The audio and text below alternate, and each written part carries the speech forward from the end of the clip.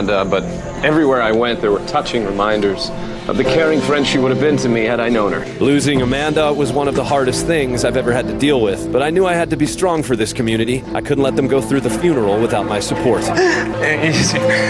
She's so much better than all of us. She was so much good. She cared about so many people. She loved you so much. What's your name? She loved you, Russell. And we have O'Brady Shaw with us right now. Thanks, Brooke. Not quite how I would have reported the story. Seems a bit unprofessional to let yourself get so emotional. Well, when people are feeling pain, I feel it too. Don't you ever get emotionally invested in a story? No, I don't. You know, I had my tear ducts cauterized years ago, and I like to keep my emotions stored in a special place in my mind where they only come out for my night terrors. This is the Onion News Network. You can stick it to the man and big tech. Join our FTL social mastodon at social.freetalklive.com.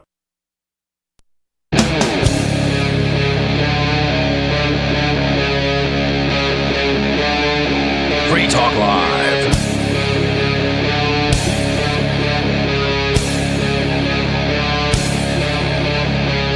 I'm not hearing you. All right, I wonder if Chris is muted I think I muted myself. Are you censoring yourself, friend? Yes, I needed to be censored. Why would you censor Am I here? I'm here. Stu and I are definitely not being censored tonight. Chris is censoring himself tonight. Oh my God. Self-censorship. Self-censoring. Hey, it's Free Talk Live. Complete with all the foibles that go into every show. Just remember to keep your language clean, all right? I'll try. I'll try real... No, I won't say that. 603-283-6160 is the number to call to get on the air, to take control of the airwaves, because this is Open Phones Radio. We take some crazy calls. We take some really good calls. We take some regular calls and everything in between. I'd like to get them, and I'd really like to talk to you tonight. If you've ever had the urge to call a talk radio program and let us know what's on your mind, we'd love to have you do that. In the meantime, while we wait for you to get to a phone, we're going to... God, I feel like we talk way too much, at least on Wednesdays, about politics. They're kind of boring, honestly. They are. They're really boring, But people love to talk about politics, especially on talk radio. It's like, well, look, Trump is doing this. Trump is doing that. Biden's doing this. Biden's doing that. Oh, my God, look at what the Democrats are doing. And it's like, who cares? Well, we'll take a step outside and we'll say, what are the Libertarians doing? Because it was not a real shining election for them. No, it really wasn't. It was a terrible election for them. Their candidate... Have they ever had a good one? Well... You could argue. One could argue that they got like 4% one time. Yeah. I think that was with Gary Johnson, but he was a former governor. 4%. Yep, and that's considered good. Was that all due to Gary Johnson, or do you think Weld's big draw was part of that? Well, it's just the way party politics goes, man. The guy running the party is going to be corrupted by a big bag of money, and you're not ever going to run a really good, like, I don't know, the guy that comes to mind for me is Dave Smith. Would be an excellent candidate because he's funny. He knows all the talking points, and I think he's actually libertarian minded. Yeah, no doubt about that. But they're not going to run a guy like that because they'll just be paid to not do it or whatever the deal is. They make a deal and they get a job later, and whatever it is. Did he drop out? Because there was a lot of talk about him for the nomination for Libertarian candidate, and I don't know why it never transpired. Honestly, because the Libertarian Party, or as some of us refer to it as Big L Libertarians, libertarians who actually are part of the political party, the Libertarian Party in the United States. I tend to think of myself as a small L libertarian, which means I'm not interested in your party politics. I just like the idea of liberty and libertarian ideals. There aren't many labels that I will personally accept, and libertarian falls in the list of things I won't accept on it. You won't be. Will you accept?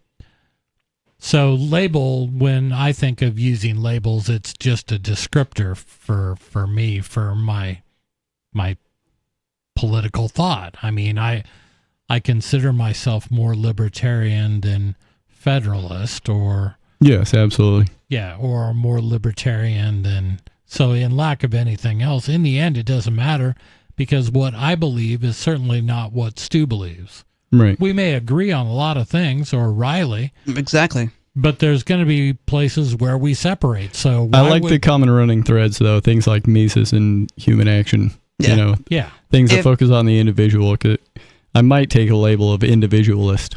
I like the label of individualist, but if I were to label myself to the average normie in the world, I would label myself as a libertarian because it's a label they'll understand.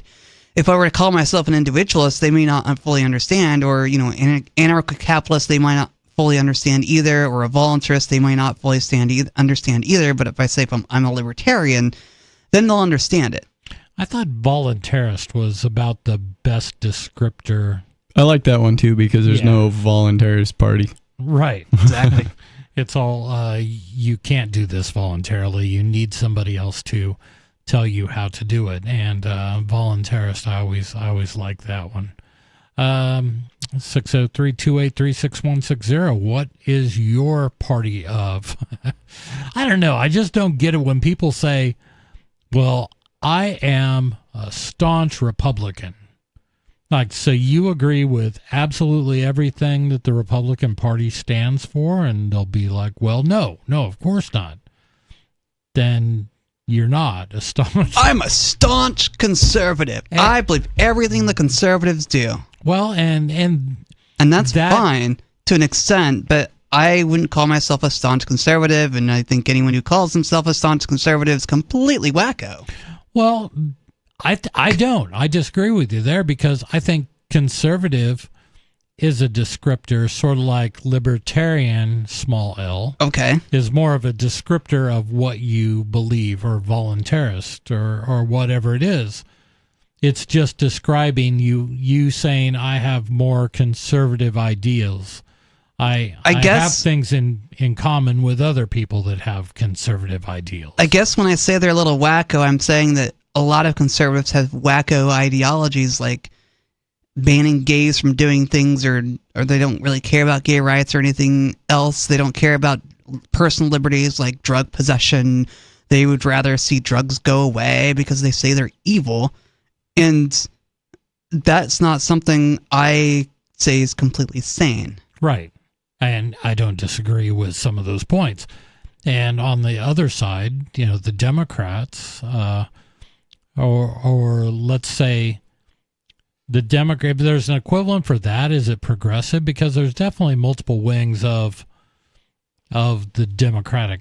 Well, progressivism in America was started inside of the Republican Party. Yes, by Teddy Roosevelt. Yep. And then, good old Wilson took it. And Wilson got a hold of it. And said, a whole nother level with this. Now I have appealed to both parties. It was some crazy times, and that was the darkest age of American politics, in my belief. Yeah, that was pretty bad. That's when most of the really bad stuff happened. That still is having an effect. It's all still here.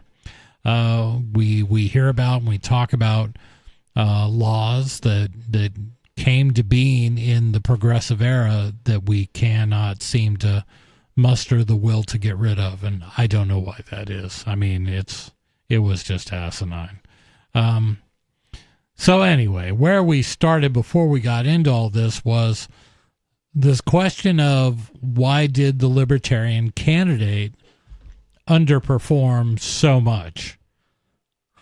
I think there's something to be said for, in that vacuum of not having a real strong candidate, I think Trump saying he was going to pardon Ross Ulbricht, who I will say is sort of a libertarian icon, a libertarian figurehead. I don't even, Yeah, I'm sure that drew a big part of the libertarian vote. He's definitely someone libertarians are familiar with, and they're all in favor of freeing Ross Ulbricht. And definitely Trump had a hand in persuading a lot of them to vote for him by saying, hey, I'm going to free Ross Ulbricht, or he's going to commute Ross Ulbricht's sentence on day one to time served. That's what he said. So I don't know if he's actually going to do it. I Isn't hope that he funny? does. We're still sitting here going, I don't know. He's It's one of like we these- just can't believe it's politics. Yeah, he's. Yeah, I think he probably also got a lot of people that weren't going to vote anyways to go ahead and cast a vote. Well, he's a popular Certainly. figure, and he's done some things that people really like. Yeah, he's such a shiny object too that you were never going to look at any third party candidate during this during this cycle. Yeah. I don't know. I don't know. I don't know that. Well, let's get into this. I'll tell you, not to go off on a Ross Ulbricht tangent, but one of my favorite things, this is when the Silk Road was still operating. My son sent me a screenshot of, there were message boards and stuff like that where the Dread Pirate Roberts could post his thoughts on a particular day or something like that. And at some point, the Dread Pirate Roberts had suggested that people go to Mises.org and read, I think it may have been the Libertarian Manifesto by Rothbard or something like that. But it was pretty cool that whoever the Dread Pirate Roberts was, and if that was indeed Ross Ulbricht, was using that platform to actually try to expand some people's minds. Yeah. Which I thought was really cool. But this is an article that comes to us from Real Politics, Real Clear Politics, by Jonathan Dreger. Libertarians analyze election underperformance and plan for the future. The 2024 presidential election was an unusual one for third parties. The most influential third-party candidate, Robert F. Kennedy Jr., first ran to try to primary Democratic incumbent Joe Biden. He then decided that would be fruitless and switched to running as an independent in October 2023. After almost a year of campaigning and attempting to gain ballot access in all 50 states, he changed course and endorsed Donald Trump on the Friday after the Democratic National Convention and attempted to remove his name from the ballot in swing states. Now, Trump had said he will nominate Kennedy as Secretary of the Department of Health and Human Services with the goal of, quote, making America healthy again, unquote. He's going to make you healthy. I don't want to be healthy. Why? I don't No, want he's anyone gonna to make me you, healthy. Riley. Oh, he's going to make me? How's he going to make me? Is he going to stick a gun in my face? He's going to force feed you broccoli. In the third-party world, this saga dominated the conversation, leaving minimal airtime for other third parties. While they knew they had no real chance of winning, they still underperformed compared to previous elections. And I remember, like, right after the election, we got a call from Kentucky. It was on one of our nights. Guy was, bemoaning the lack of anybody showing up for the Libertarians. That a lot of Libertarian candidates lost their ballot access following that election because nowhere did in New Hampshire, for a party to be considered a party and always be on the ballot, somebody has to score at least, 3%? I think 3% or 5% of the total ballot. It might vary from place to place. I think it's 2, sure though. It is. I think it's only 2%. Yeah. But because the Libertarians didn't run anybody who got really anything at the national level and being in all 50 states, I think their losses were pretty dramatic, that they lost ballot access in a lot of... I don't know. That doesn't seem silly, though. No. Like, they've been chasing this for years, that at least we kept our ballot access, and next time we'll run somebody really good, and we'll make a good show. Like, come on. How long is it you're going to play that game before you decide... That's not the way to get there. And I'm not a part of it, so I could care less, but they want to. They want to. There's plenty of demonstration now. The rules are rigged against the third party. They like their two-party politics because they do the same thing. It makes everything so easy to just have two parties. And to be clear, for those of you who are not familiar with the terms like ballot access and things like that, who is going to be on the ballot in your state is divided or is determined by ballot access laws. These laws are written in every state by Republicans and Democrats. There is no representation by the Libertarian Party or the Green Party. It's just Republicans and Democrats will determine who is going to be on the ballot and what hurdles they must clear if they want to be on the ballot. So they'll always say, anybody can be on the ballot. All you need to do, like in New Hampshire, is get, 125,000 signatures or 50,000 signatures or 25,000 signatures. And you can be right there on the ballot. And different positions. But you can't go to the debates, and you can't this, and you can't that. And if you look like you're gonna do good, we're gonna just make up some new rules so that you can't. Of course. That's how this game goes. Yeah, and it is a game. But clearing that level of having ballot access for any political party takes a lot of the pressure off, and it makes it easier for their people to at least get on local ballots and stuff like that, and maybe not nationally. Yeah, I can see that's definitely a major goal if you're still trying that route. Yeah, and they are. This underperformance was especially clear in the Libertarian Party, where in 2016, which in 2016 received 3.3% of the popular vote and 1.2% in the 2022 election. Even in 2020, if all libertarians voting had gone for Trump, it would have flipped the election results in Arizona, Wisconsin, and Georgia, resulting in a 269 to 269 split in the Electoral College. So it's interesting that what he's basically saying is it's the libertarian vote is not completely insignificant. If it would have been used this one particular way, it can be enough to throw. And that, I hate to hear them talk about any third party as a spoiler. The Libertarian Party's impact was absent in the 2024 election. Libertarian presidential candidate Chase Oliver and his running mate Mike Vanderat only received 0.4% of the popular vote. That's a low number. That is a ridiculously low number. This was less than Kennedy, who had dropped out of the race but remained on many state ballots, and the Green Party presidential candidate Jill Stein. That is crazy low. While all libertarians acknowledge that a large part of Oliver's underperformance in this year's election stemmed from Kennedy's prominence, some within the party blamed Oliver's social liberalism. One state Libertarian Party, the Libertarian Party of, any guesses? New Hampshire? Of New Hampshire, even endorsed Trump for president instead of Oliver, stating, "There is technically a libertarian on the ballot.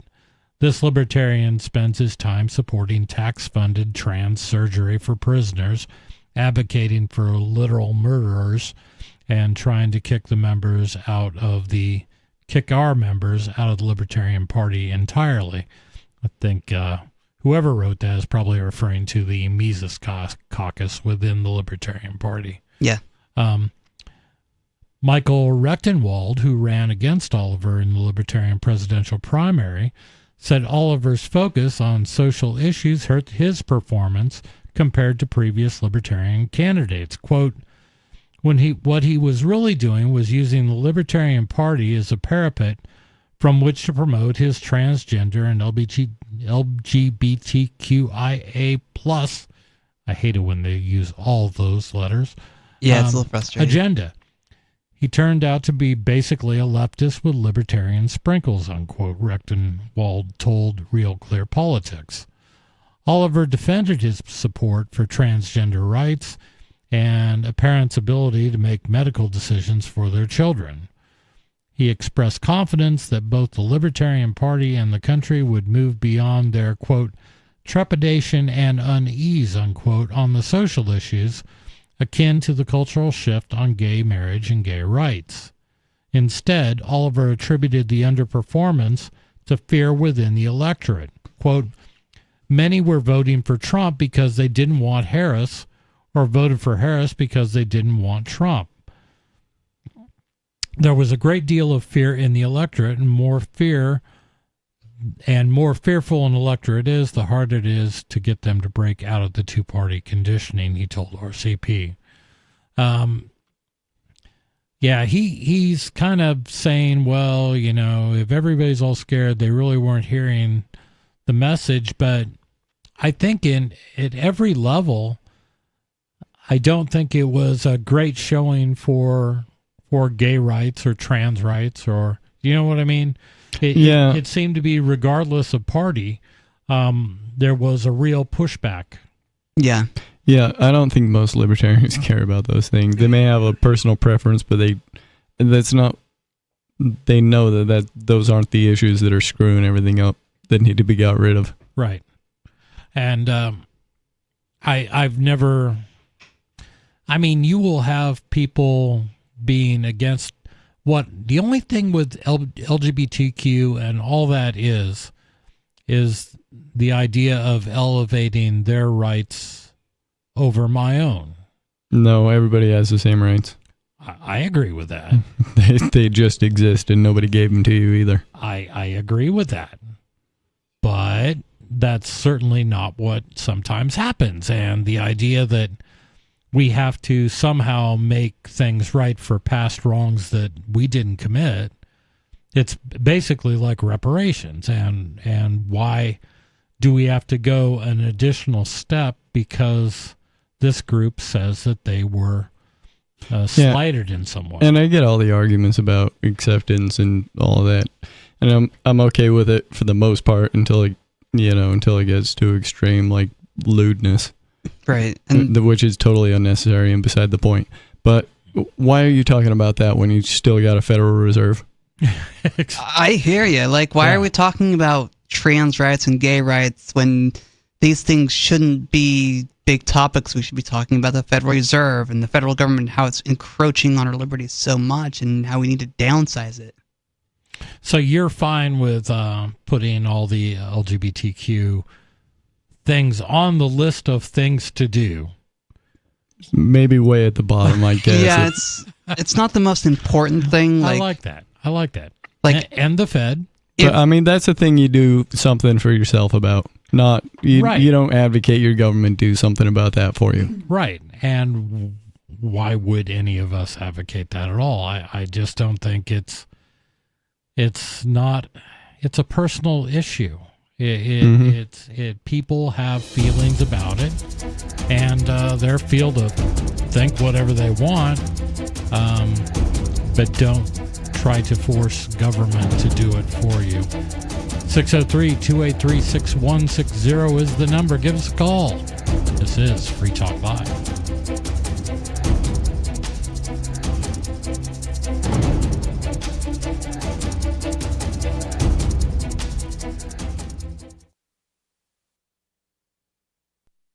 Do you know the difference between erudite and pedantic? If you do, you're probably pedantic.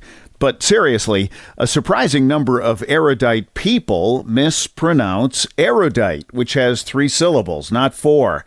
Say erudite, not erudite.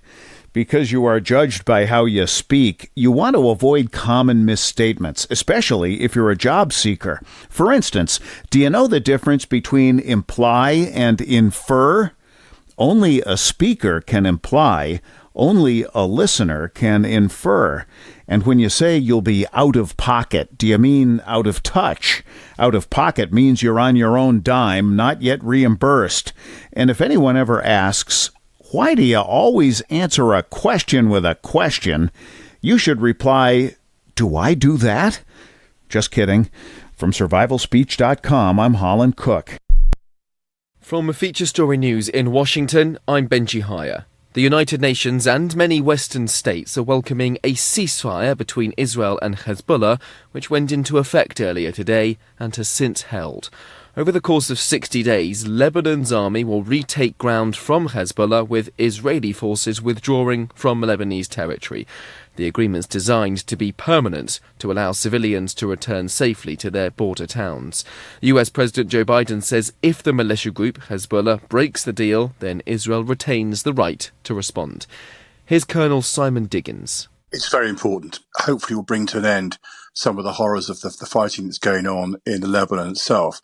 There is a 60-day grace period, but I think the intention is very much a positive one, in that those 60 days will allow the Lebanese army to occupy the area to the south, Hezbollah to pull to the north of the Litani River, which is the kind of boundary.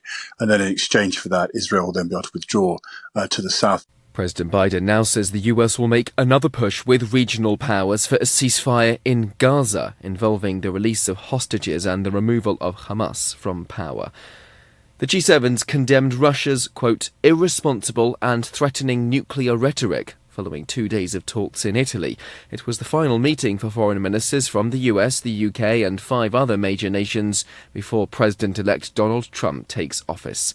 Charles Gibson reports from the summit site. In their final statements, the G7 called Russia's use of an intermediate-range ballistic missile earlier this month reckless and escalatory. They also reaffirmed their unwavering support for Ukraine, despite fears that the incoming Trump administration in Washington could waver in terms of financial and military backing for Kyiv. Meanwhile, the group called on Israel to allow more humanitarian aid into Gaza and once again accused China of distorting international markets through unfair trade practices, an allegation that Beijing denies. And Donald Trump's presidential transition team claims a number of his campaign nominees have been the target of violent threats. It comes as Trump finishes deciding who'll serve in his cabinet, but before they're set to undergo confirmation from the US Senate.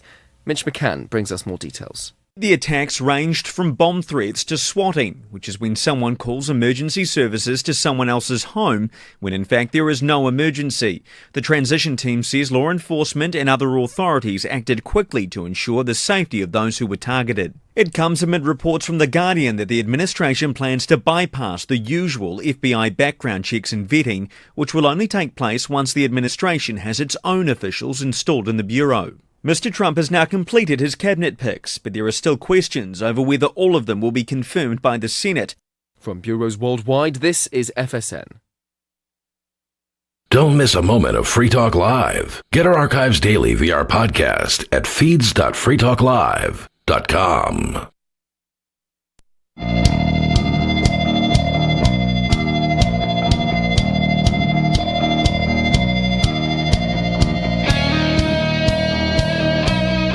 It is Free Talk Live. 603-283-6160 is the number to call to get on the air. But first, I did want to remind you that Free Talk Live is brought to you by Dash Digital Cash. In addition to being one of the world's first cryptocurrencies, Dash was the first crypto project with a decentralized autonomous organization that to this day continues to improve and promote Dash. So thank you to the Dash DAO for sending us 32 Dash per month for this sponsorship.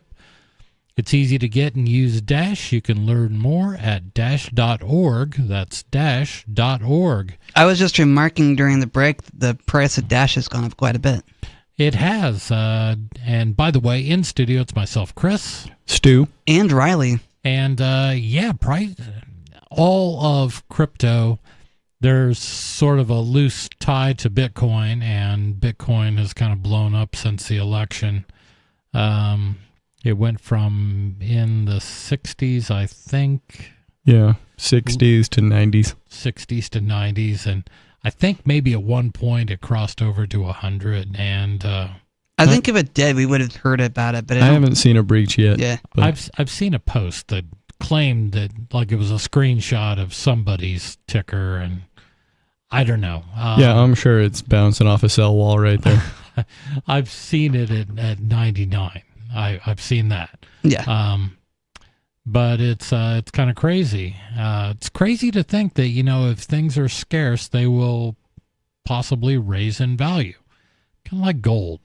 Kind of like the complete opposite of the U.S. dollar. Yeah, the U.S. dollar just keeps going down in value. U.S. dollar used to be based on gold. Used to be. At some point.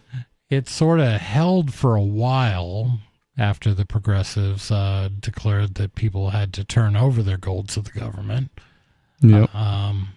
But Nixon did away with the final vestiges of gold as an anchor. We're going to go to the phones where we have an unscreened caller from Bismarck, North Dakota. Unscreened caller, you're on Free Talk Live. Hello? Going once. Are they unmuted? Going twice? Can you hear us?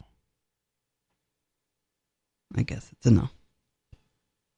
Can you hear us? 1, 2, 3. Nope, I think we lost him. All right. Yeah.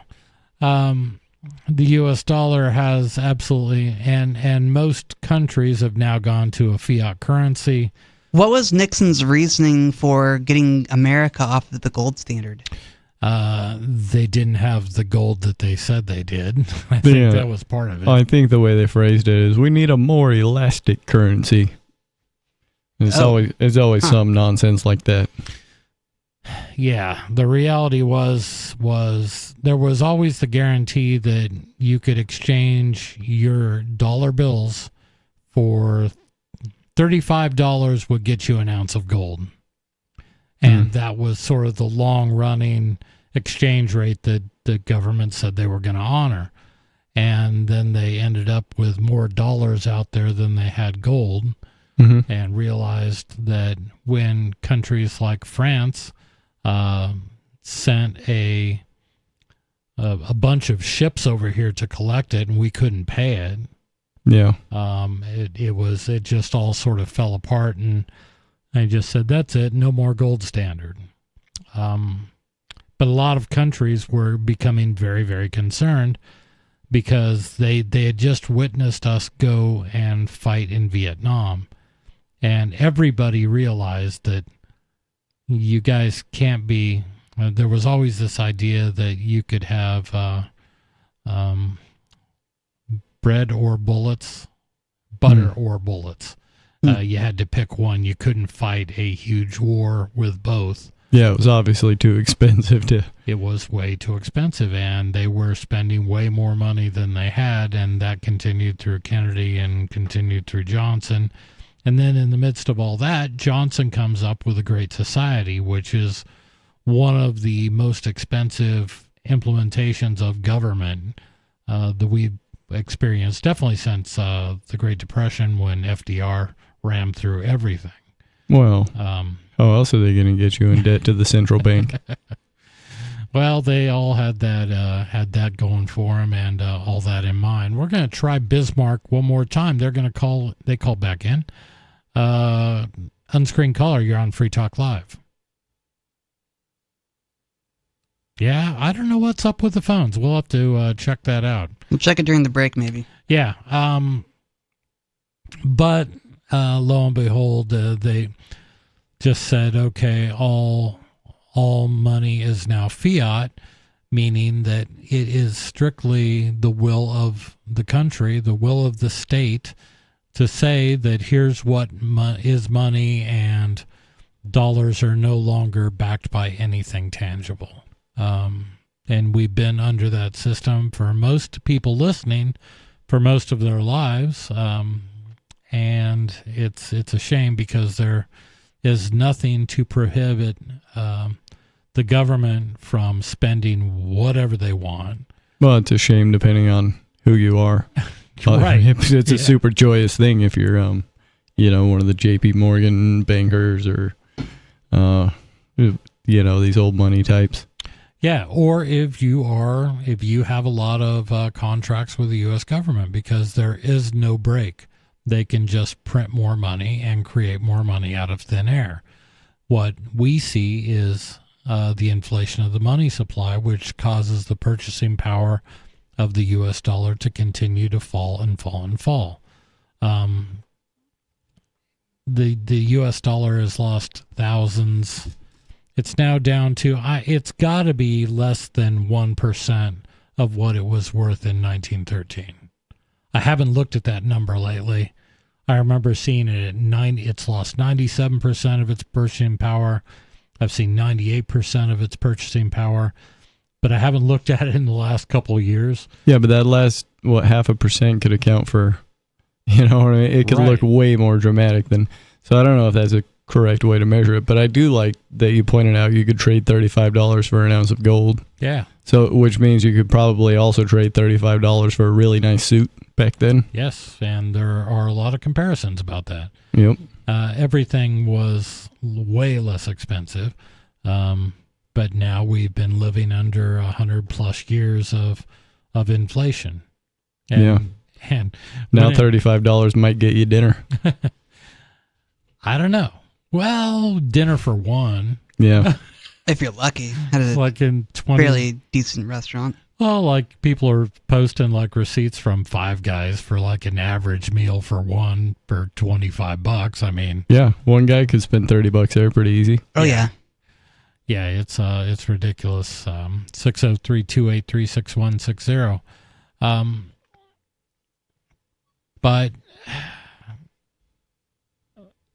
I guess if I had any hope for the Libertarian Party, it is simply that they make more about these things. Like, I would be interested in a Libertarian candidate who talked about the Fed, who talked about why we can't continue with the size of government we have, that this thing has to be massively shrank and or done away with at all.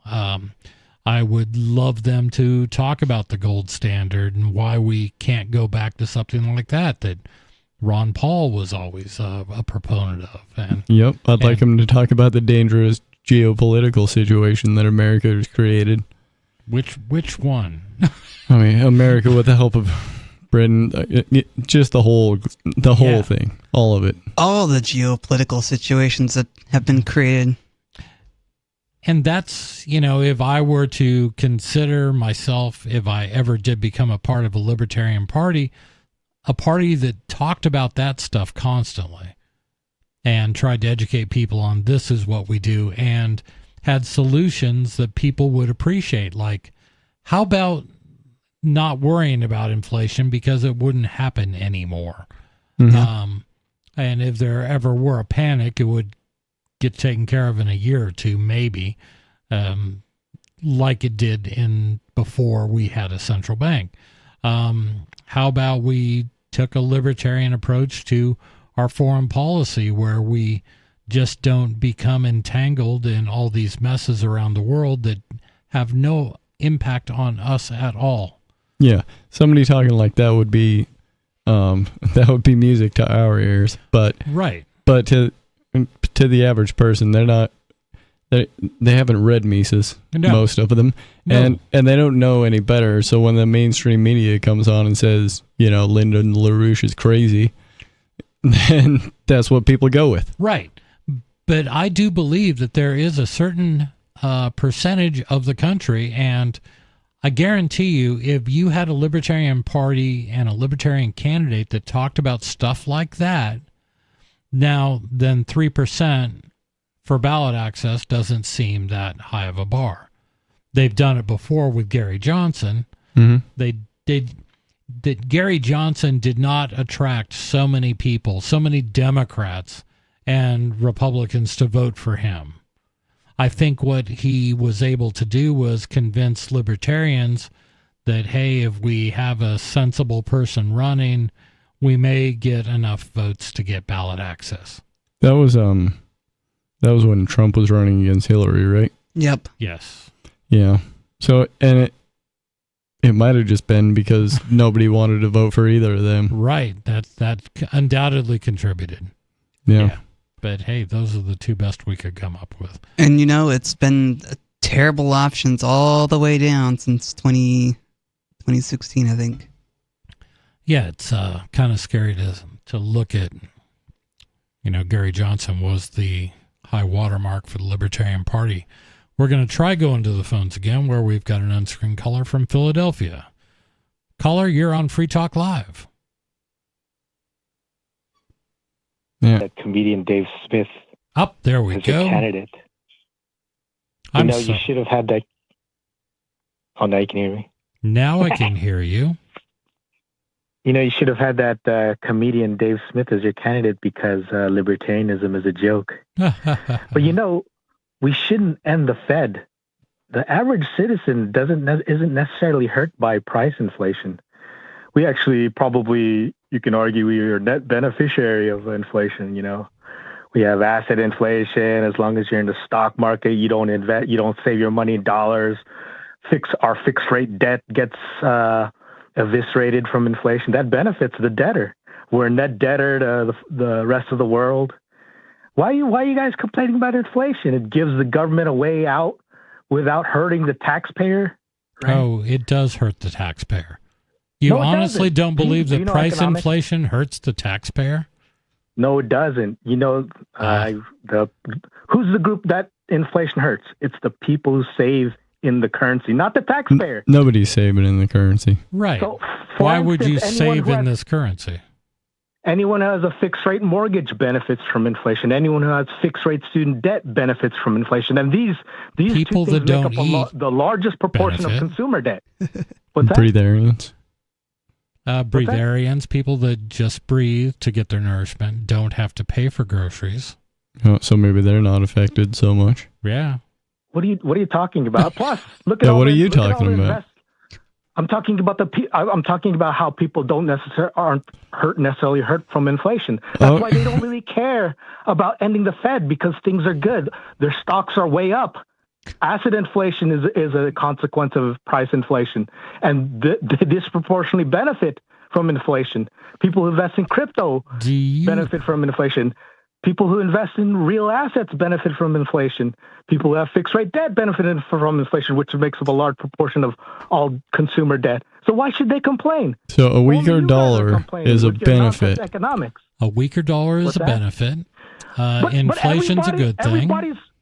But everybody's wages mostly offset those increases. No, they don't. They didn't. No, wages are the last thing to catch up. Yeah. That's been the problem. If that were the case, Skeeter, then nobody would be complaining about inflation. No, nobody really is, except for the really poor. Everybody. What kind of wages are you making, Skeeter? Who doesn't like a $45,000 Dow? Huh? Who doesn't like $100,000 Bitcoin? Who doesn't like $2,700 gold? Right? And silver is not money, so that's why it's underperforming. Like libertarianism. So I'm not sure what other than you're trying to sell us on inflation being a good thing. And it hits everyone exactly evenly except for poor people. No, it doesn't. It hits only savers proportionally. Are you a saver in dollars? Probably not. You buy art, you buy Bitcoin. Nobody's saving in dollars. Hopefully you don't buy silver. They took away that incentive a long time ago. Right. Anybody who's saving in dollars has not done any of their homework. They're not doing their homework if they're buying things denominated in U.S. dollars. Well, everything's denominated in U.S. dollars, including competing currencies. Well, so that's what? True. So is your wage. So is your wage, which increases with inflation. Yeah, so it just largely offsets. Oh, who cares about only in the way that it's negotiated. When I think about it in terms of loaves of bread. Okay, your wage goes up. Your wage goes up proportionally. Well, I got to make so many loaves of bread per hour. It's not worth my time. And then I figure out what the conversion rate is on dollars to loaves of bread. It works for me. So what? Do you invest in Bitcoin? Do you invest in Bitcoin and silver and gold, or not silver? That's underperforming. Do you invest in Bitcoin and gold? No, I'm just skating by, so I don't really have investable money. Oh, then why you asking me how much I make? Think that you make more than me. Well, I was just because you started talking about wages, and so I thought we could have a discussion about wages. But apparently, you're insane, and you can't have a conversation about anything. Yeah, let's have. I own my own convenience shop, like Chris. I'm an entrepreneur.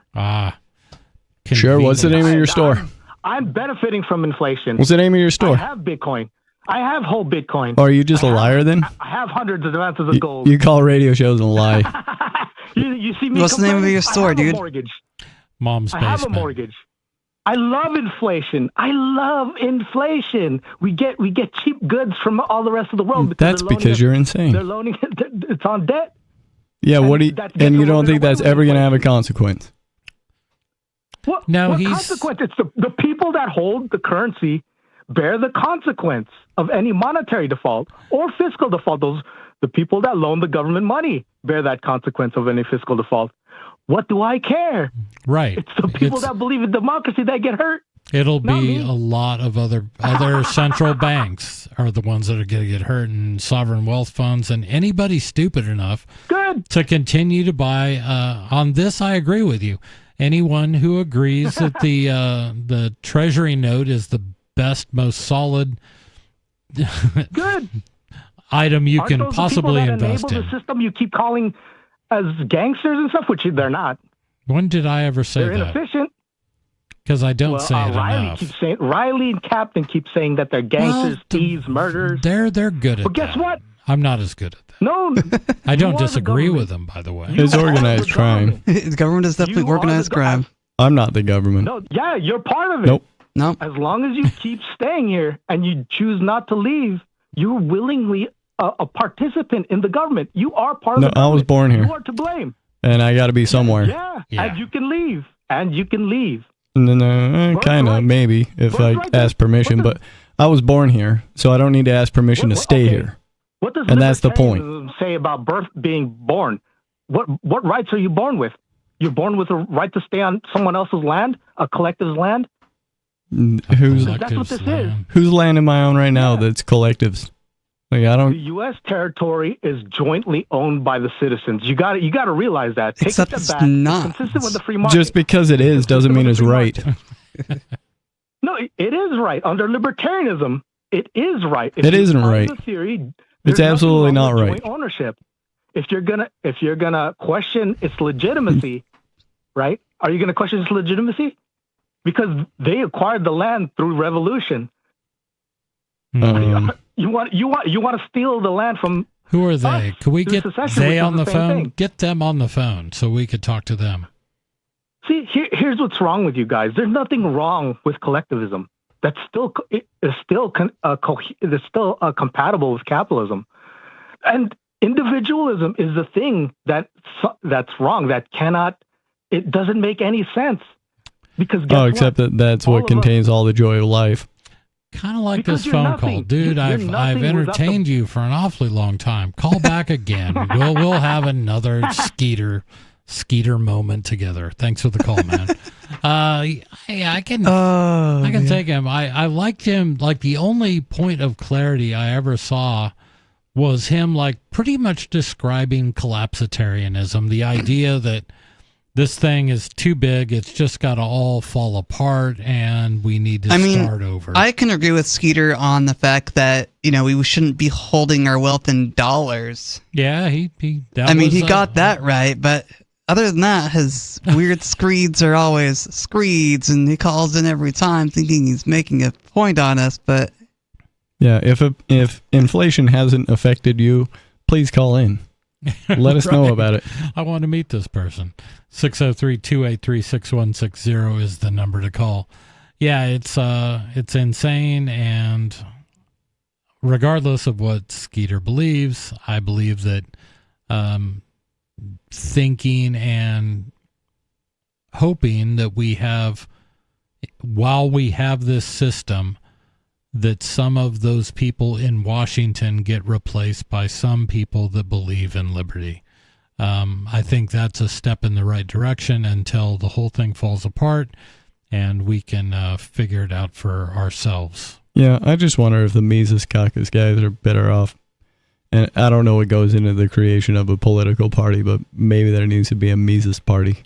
I think from what I've heard, I think if the Mises Caucus wanted to, their goal is to take control of the Libertarian Party. They don't believe that what it's devolved into is representative of what they believe is true libertarianism.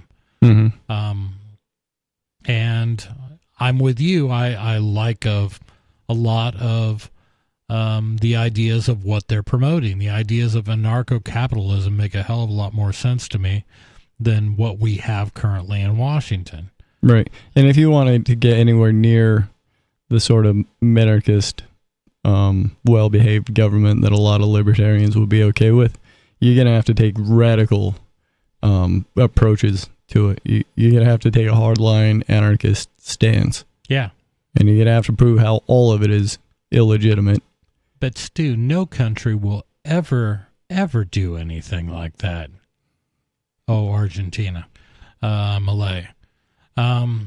Argentina has made further strides towards getting to that state than any country. Oh, they really have. And Malay has actually done a really good job at doing that.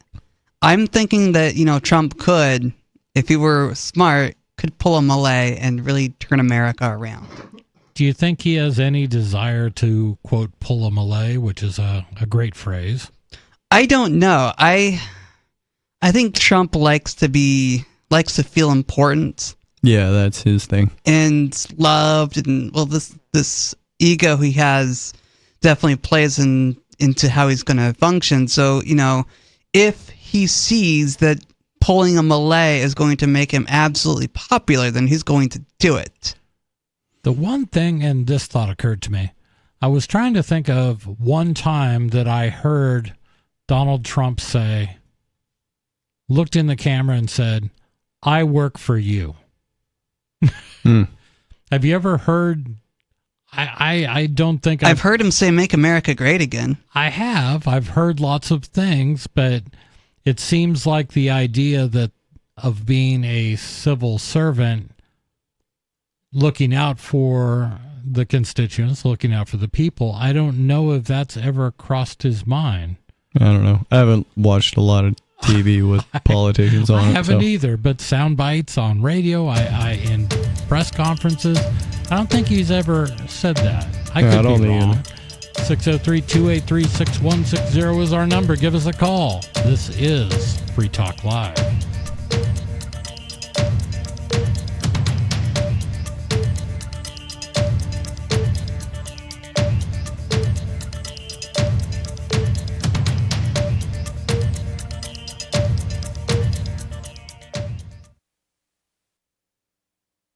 Free Talk Live. I did all this construction. Well, I had the inspector come through, and he tells me it looks really good, but I think it looks better with Mr. Hamilton. I go, excuse me? He grabs a sledgehammer, and he just starts tearing the place apart. He says it'd be better with Mr. Hamilton. He was looking for payoff. A $10 bill? The guy was crazy. He went into my kitchen, and he asked for Mr. Lincoln. I don't think I believe you. My mother left me a porcelain doll collection that he just went to town on. And this is the problem with having to have inspections. Thanks for the call, man. No, that was believable at the very first point. The guy was asking for Mr. Hamilton. How about Mr. Alexander Franklin? Hamilton is on the front of a $10 bill. I mean, I'm like, holy crap, he's banging holes in the wall for $10 bill. Free Talk Live, 7 nights a week from 7 to 10 Eastern at freetalklive.com. Should you be able to earn an honest living free from senseless government interference? The Institute for Justice thinks so. That's why we've spent years defending hard-working men and women from pointless government regulations. Nationwide, IJ has created opportunity by reducing government power, but there is still more work to be done. Visit our website today at ij.org. Let IJ take care of the government so you can take care of your business. What if you want to hear the latest episode of Free Talk Live, but all you have is your phone, you forgot to download our archive, and you have no data connection? You can call our Listen line at 641-793-0191. That's a long-distance number, so you may incur charges. If not, listen as long as you want. 641-793-0191. The Free Talk Live Listen line, 641-793-0191. You're listening to the live edition of Free Talk Live. Hour number 2 is next after the news here on the Liberty Radio Network at LRN.FM. From Feature Story News in Washington, I'm Benji Hire. The United Nations and many Western states are welcoming a ceasefire between Israel and Hezbollah, which went into effect earlier today and has since held. Over the course of 60 days, Lebanon's army will retake ground from Hezbollah, with Israeli forces withdrawing from Lebanese territory. The agreement's designed to be permanent, to allow civilians to return safely to their border towns. US President Joe Biden says if the militia group Hezbollah breaks the deal, then Israel retains the right to respond. Here's Colonel Simon Diggins. It's very important. Hopefully will bring to an end some of the horrors of the fighting that's going on in Lebanon itself. There is a 60-day grace period, but I think the intention is very much a positive one, in that those 60 days will allow the Lebanese army to occupy the area to the south, Hezbollah to pull to the north of the Litani River, which is the kind of boundary.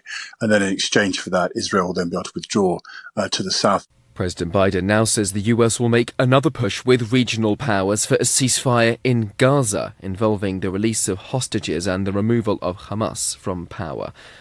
The G7's condemned Russia's, quote, irresponsible and threatening nuclear rhetoric following 2 days of talks in Italy.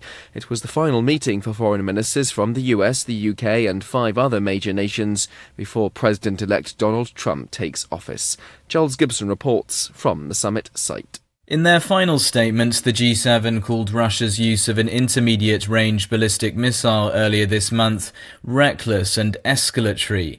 They also reaffirmed their unwavering support for Ukraine, despite fears that the incoming Trump administration in Washington could waver in terms of financial and military backing for Kyiv.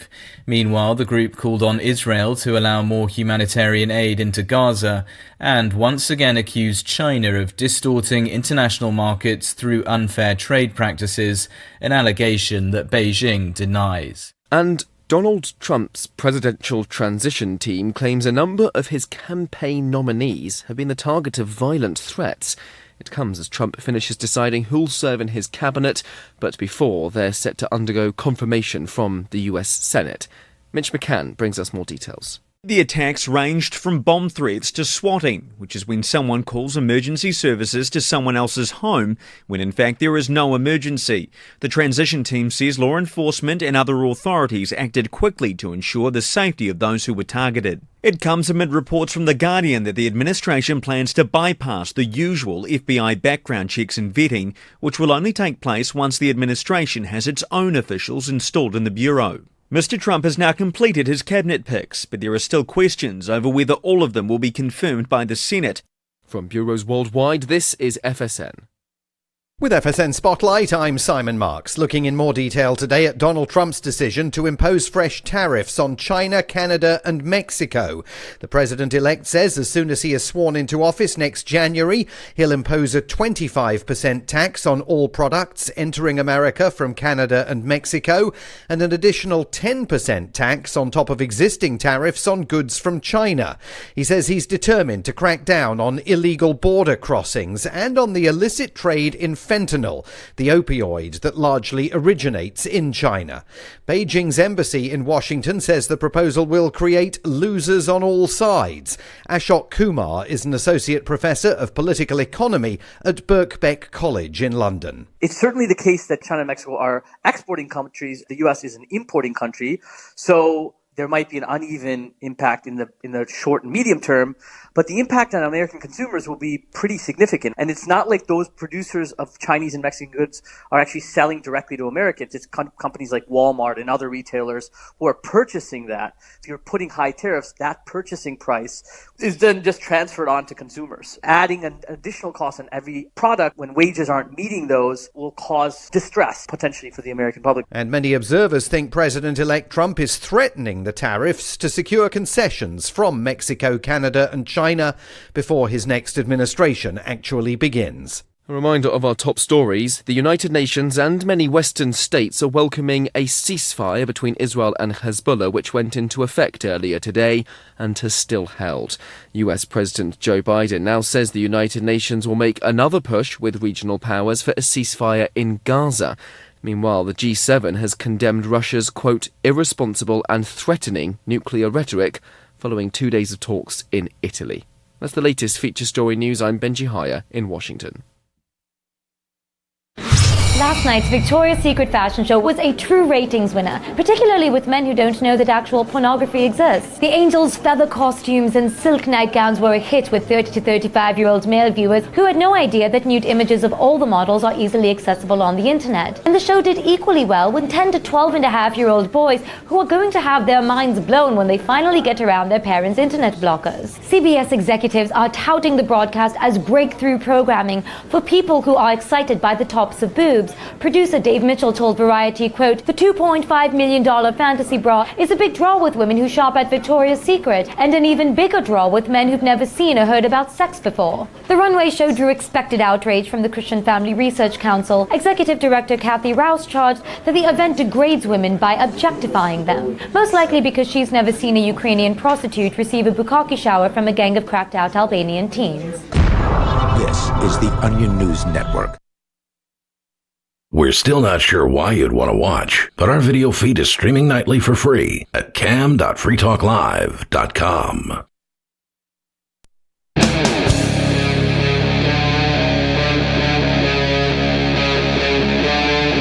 Free Talk Live. It is Free Talk Live. 603-283-6160 is the number to call to get on the air, to take control of the airwaves, to tell us what is on your mind.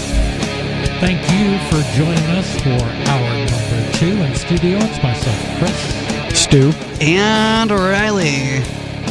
And we have been talking about the underperformance of the Libertarian Party this last time around. And terrible party. Yeah, I just, I mean, it is what it is. We're gonna change the subject because I think as people, I'll characterize us all as at least small L libertarians, just because I like to put labels on Stu and he hates labels. I'll take it for now. Yeah. Just for tonight, and then it's over. Voluntarist, we could come up with all sorts of other. He likes being an individualist. Individualist, I like that one. But I will say libertarian thinking people, we'd love to see somebody actually take control of the party and maybe make some inroads to kind of move us in at least a minarchist direction in the United States, meaning a very, very, very small government. But I guess we'll just continue to wait. We're going to go to the phones where we've got Sarah in New Mexico. Sarah, you're on Free Talk Live. Oh, yes. We're so excited that we finally got an enrollment with our network marketing. We find somebody up finally. Yeah, that didn't take long. How long have you been at it? Raymond was signed up for backup for 2 years or something. He canceled out and came back, and we've been doing this, and we finally find somebody up. But we still have to, we offered her first free month to enroll, pay for $100. And, I just thought, she's such a nice lady I met at church that I was going to give her 3 months. And then she's low income, so I decided to just pay for her for 6 months so we get an enrollment. And so, but she did have to use her credit card, checking account, debit card on file. So as a backup, She had to give you something. So how do you make money off of this sweet old lady from church? Well, she's not old. She's 33. Well, I mean, old compared to, young Stu. Stu's only like 15, I think. Well, what it is the first 3 months, we get half of our points. So let's say last month we ordered 40 points of product, and it came out to maybe $110. We get $20 out of it. So you're a level up from her, correct? Yeah, she got enrolled right underneath Raymond. She got put right under us. But the reason that it's so important that we get one sign, we're so excited, is because before we had about 5 people under our 2 lines. We're just getting it in loyalty dollars, free products. Now, when we sign up one person, we get to get that in a check or, direct deposit. And there are So multiple that's why I'm levels, celebrating. correct, that all get a percentage of this person's, right? Right. But see, if you don't get all hit like 7 layers, 7 levels down, I have to sign up 8 people. Right now, we only signed up one person. So what do you think, Stu? I mean, what do you think about multi-level marketing? It's worthless. Network marketing is absolutely worthless. Yeah, I don't know. I've been added to a whole bunch of downlines from one of my aunts, and I had to go and check one day and see if I got like accounts in the millions of dollars just sitting there in my name. You probably do. We offer something that women want. We got this natural cosmetic line, and I put the foundation and my lipsticks and my lip gloss, and they feel all natural and they feel really good. Hey, Sarah, have we ever got your email address? I don't have an email. Oh. So how do we send you invoices? Because now you're using Free Talk Live as a platform to advertise your multi-level marketing. And we want to make sure that we can sign you up to do a sponsorship for the show. Right. So we have different levels. I'm sure that we could come up with something that would fit your budget. Yeah. Okay, how would I advertise if I never say the name of the cosmetic line? I've never said the name of the company. What's the name of the company? Allowed. Huh? What's the name of the company? I am not allowed to say because the company don't want you to advertise on the radio news. We'll just call it Sarah's Secret Cosmetics. Right. And then it'll just have a contact info for you. Well, that is not. But the thing is, women are looking for makeup that you're not women. We suffer with things that we have to vomit out, perfume that turn our stomach. We have skins that make us break out. We can't wear it. It just. You're Sounds not horrible. women. We suffer. I mean, with I am married to one. I am too. We're kind of familiar with this. And I do have a girlfriend, so, Yeah. I'm familiar with women. Okay, what did she tell you? What did she tell you? That if people want it, it would be in the store. Right. No, how much she paid for her cosmetic? I mean, for a really good foundation, she has to pay over $50. Does she? You know what I mean? Or maybe $60. I've had Lancome, they want $65 a bottle. And then there's other ones that still make you break out. Okay. So yours has all the solutions to all these problems. I don't know about all of there might be still people that are allergic to it, but I believe in it because I love using it. And the thing is, we got samples, a little bit you could try. I'm so excited about it.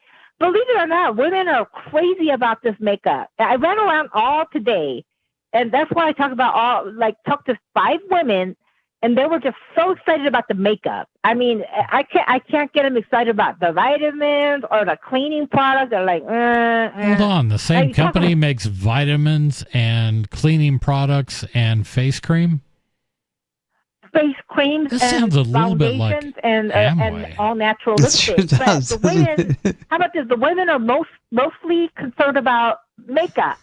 It's amazing. I mean, I just, it's just like a essential of life or something. I'm a woman, but I can't figure it out. but we're looking for good quality makeup though. We don't want things that like feel horrible when we're wearing it. You know what I mean? Can understand that. I just Stu brought up an interesting point. If this is such a great product, why is it not in stores? Well, because we don't have it's what you call a consumer direct marketing. We don't do any advertisement. The advertisement is like a lady like me running around all day long talking to a bunch of other women. It seems but why is it still not in stores? Right. It seems like if it were such a great product and after you got enough people, they would begin demanding it from their stores. They would go into Ulta and go, you guys have got to stock Sarah's Secret Skin stuff or whatever it's called. Why aren't they doing that? Is it? Well, because our it's against company policy. This is the But way why is it that it's against set company up. policy? Why can't they just? put their product in stores? Well, because we don't have a middleman. We don't put it in stores because we would have to sell it for $75 then. If we had a middleman, we have to have somebody stock it. We have to pay for rent. We can't sell it for $28 at a preferred customer price because we don't have advertisement. You know what I'm talking about? I see what you're saying, but there's also this thing that if you get more and more business, you sell more and more units, you can end up saving money, you can buy your materials at lower costs, you can pass those savings on to the consumer, but you have to get to the point where you can do these things. So for some reason, things do sell in stores and people buy them. And sometimes people buy stuff through direct marketing or multi-level marketing programs, and those products don't. Like I am? Mm-hmm. Like you are. You know why I'm doing it? Because at least I get to make $1 a cup of... There's opportunity for people that are involved to make some money, depending on how much money you want to make. You don't have that opportunity when you go into Dillard's and I bought a Lancome for $65. I get I could that. tell 100 people, 100 ladies how great it works. I'm not going to get no check, no loyalty dollars, nothing out of it. You could work for Lancome. Huh? You could just work for Lancome. Could you not? Is that not an option? But I like the flexibility of this business because it's your own business. You work at it, you're paid. You could be disabled like me. You could be mentally ill. You could be old. You could be retired. They don't care who you are, what you are. You don't need a SAT test, a college entrance exam, or licensing to do this. And that's with the Lancome. They're going to screen you. They're going to expect you to be at Dillard's Monday through Saturday. You don't have this kind of flexibility I get it. as having your own business. Which is why I do own my own business. The problem, Sarah, is that I have been hearing this same thing exactly. Yeah. Exactly the same thing for at least the last 40 years. For the last 40 years, I have been told a bunch of companies like Prepaid Legal, Amway, all sorts of multi-level rainbow vacuum cleaners, all these different things that are Cutco. just all these multi-level marketing things, and the people that end up selling or trying to make money off of it, running their own business, don't ever make any money. That's it. I just hope you don't get in too deep and have too much product at your house. Exactly. Thank you again, Sarah, for the call. I like to say, what I'm afraid of is I met somebody with Amway. Are you still with me? Yes. Okay, my taxi driver, I tried to enroll him, and I said, I have to look at the company. I was with Amway, and they would not let me go. They would not cancel me out. And he was terrified of enrolling because he was afraid of stopping the membership. Right. They would not do it.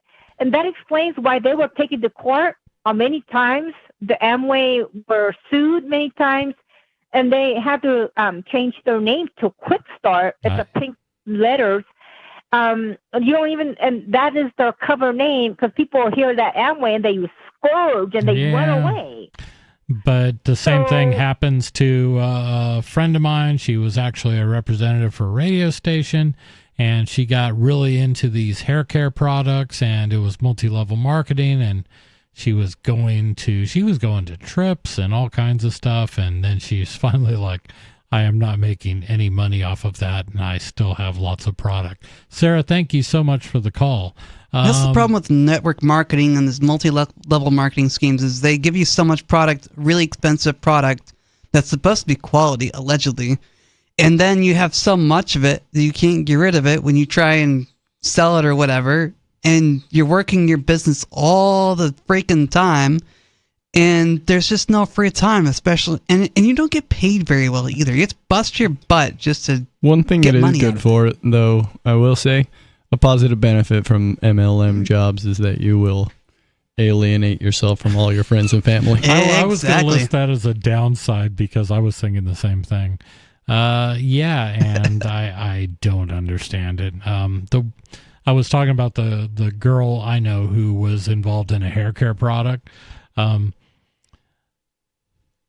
I was following it just because it was easy to remember names. So periodically I'd check up on it, and it was like a few months later, a lot of lawsuits were starting to show up because women's hair was falling out. Oh no. It's like, no, it makes my hair thicker. Well, what left of it I have, I guess. We're going to go back to the phones where we have Dave Ridley in New Hampshire. Dave, you're on Free Talk Live. What's up, man? Hey, I have an update on Roger Ver. Oh. Good. Talk among yourselves. I'm queuing it up. So, just a reminder for the listeners out there, Roger Ver has been known as Bitcoin Jesus and was arrested because of tax crimes or something. Yeah, the U.S. government, years ago, Roger, who is a good libertarian and a friend of Free Talk Live. Indeed. Roger decided just to leave the U.S., I've had enough. I'm going to get citizenship somewhere else and just have no more to do with the United States. After Roger gets big in crypto and becomes a real force within the crypto community, the government arrests him in Spain, I believe. And they said, even though you're no longer a U.S. citizen, we're charging you with violations of these crimes that stemmed from him leaving the United States. They claim that he did not accurately report all of his assets during his exit, which was in 2012, 2010? I have no idea. I know it was long before 2016, at least. Yeah, it was close to a decade ago that this guy left the country, and now they're saying, no, we must have the Spanish arrest him, and he must stand for his crimes. So if you ever think you can just leave, the U.S. government doesn't care. Nope. They'll just hunt you down and harass you. Renounce your citizenship, they will hunt you down. Ready for it yet, Dave? Yeah, so I contacted Bitcoin.com, I don't know, a month or two ago. I've been in intermittent contact with them. They used to be an advertiser on my show. Nikki Armani, he or she is listed as executive assistant, presumably for Roger, or maybe just for Bitcoin.com overall. But this person's reply is, quote, since we are still going through the legal process at the moment, it is not a good timing to do any interviews, but it would be great if you could spread the word about freerogernow.org. Good. Thank you for your understanding. Please feel free to contact me at any time, unquote. At least there's a website to promote freeing Roger, just like there's a website to promote freeing Ian Freeman. Free Ross. And this is a good trend. I'm glad to hear that. Yeah, I think I've signed Rogers. I'll have to go double check. I've seen that a lot on Twitter. Excuse me, on X. I'm so old school. I was reaching out to them to see if one of them would come on my podcast, but it's a freerogernow.org. Nice. People should not. My God, I mean, if you leave a country, you obviously don't want anything else to do with it. Right. And if a country then comes back over a decade later to say, wait, we need a redo because we missed some stuff, even though the guy followed every bit of legal advice he could possibly get to make sure something like this didn't happen, it still happens. It's the U.S. government is criminal. Well, the tax thing is only the cover. They want to make a political prisoner out of him, obviously. This came right after he wrote a book called Hijacking Bitcoin. Yeah. I don't know if it's like I seriously doubt the Maxis can get on the phone and get Roger arrested in a foreign country. I believe it is a war on crypto. It is something. Well, I believe the guys that could make a call and get him arrested probably are maxis, if that makes sense. Okay. They might just be. I mean, by maxis, we mean Bitcoin maxis who believe that Bitcoin, which is the only cryptocurrency out there that should be usable, which it's not. No, a competition of currencies is what excites me about crypto. The idea of crypto, yeah. I don't disagree with it, though everybody calls me a maxi. Go ahead, Dave. In case people are wondering why I'm going a little bit off mission and focusing on something that's not obviously New Hampshire related, Roger, is a past PorcFest attendee. He handed out Bitcoins in 2012 or 2013, I forget which. And he used to be an advertiser on Free Talk Live, so he's very connected to New Hampshire, even though he didn't live in New Hampshire. And I think there was at some point that he actually gave a chunk of Bitcoin to the Free State Project for them to distribute to people that had agreed to move and stuff like that. So, yeah, it's Roger doesn't just talk the talk. He's walked the walk and put his money where his mouth is. And I cannot imagine how much Bitcoin Roger Ver has given away. I can't even conceive of that, because when nobody was using Bitcoin, when Bitcoin wasn't a thing, when Roger Ver first heard about Bitcoin on Free Talk Live, he got an MP3 of the show and started handing it around in Silicon Valley to millionaires and venture capitalist guys and stuff like that. And that's what really gave kind of Bitcoin its start, was to Free Talk Roger Live. Ver. Well, Free Talk Live was one of the first sources of media that actually brought up Bitcoin. Yep, Roger made a very specific point, though, to go around Johnny Appleseeding Bitcoin as much as he could. Yeah. Another piece of Free State or New Hampshire news, I was contacted, or I talked today with a documentary filmmaker, the guy who directs Model America on NBC, I guess. I haven't seen it. Okay. He reached out to me, and I guess they want to do some filming of the New Hampshire Free Staters. Really? Interesting. So it'd be, the 8th documentary about it? Yeah. Something like that. Are you counting the one about the bears? But bears! But bears! Oh, that's too funny. Yeah, I remember I got a message on Facebook or somewhere from someone I hadn't heard from in like a couple decades. And she's like, "Hey, you're in New Hampshire. Is it true about the bears?" They were talking about the Libertarians and the Grafton folk and feeding the bears, and some article that was going around. I'm like, wow, that's pretty funny. I know those people. Yeah, and they haven't met with too many bears yet, as far as we're aware. Anything else, Dave? That is all. That's all right. So freerogernow.org. Did I get that right? I don't know. I've already forgotten. I scroll down to the next news item. I believe it is, but thank you for the call, man. Thanks, Dave. You're welcome for the call. 603-283-6160 is the number to call. Get on the phone. Let us know what's on your mind. This is Free Talk Live.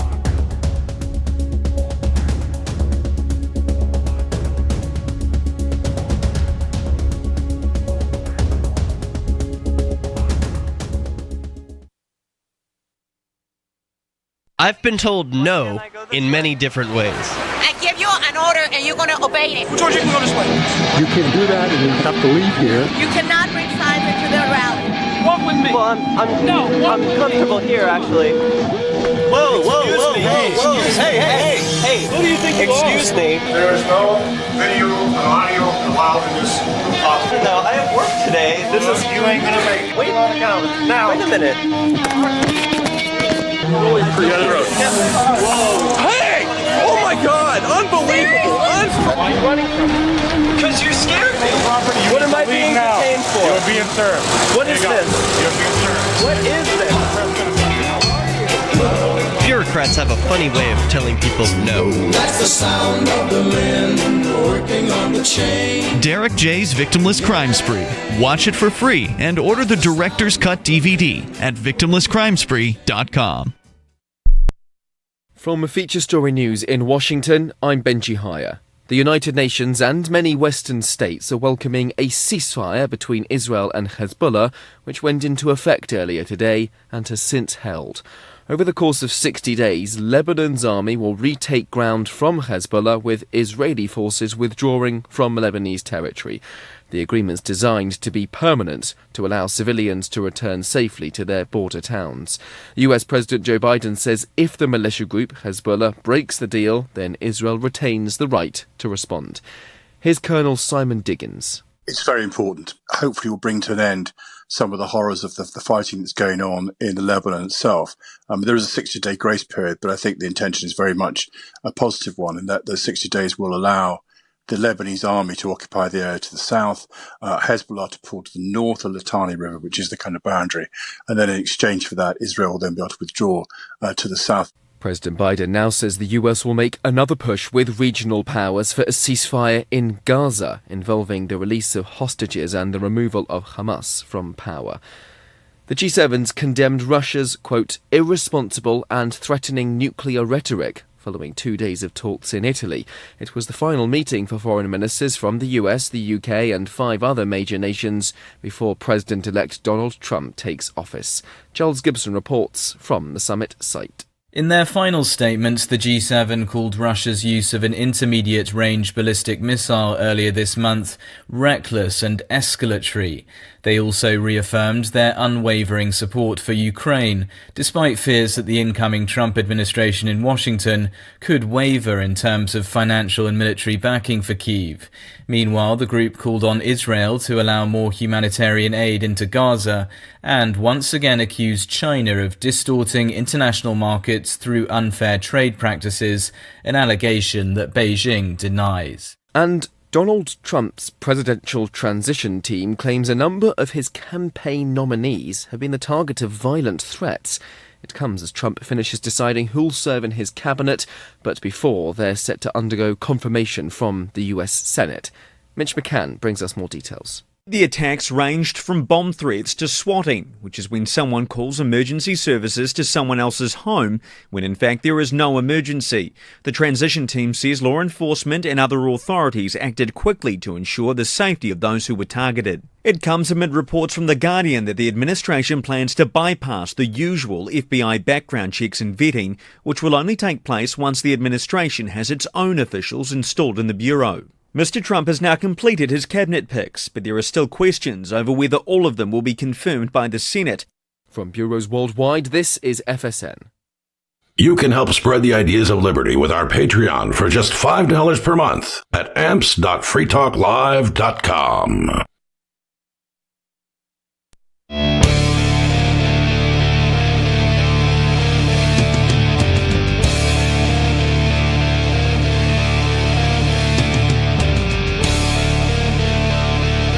It is Free Talk Live.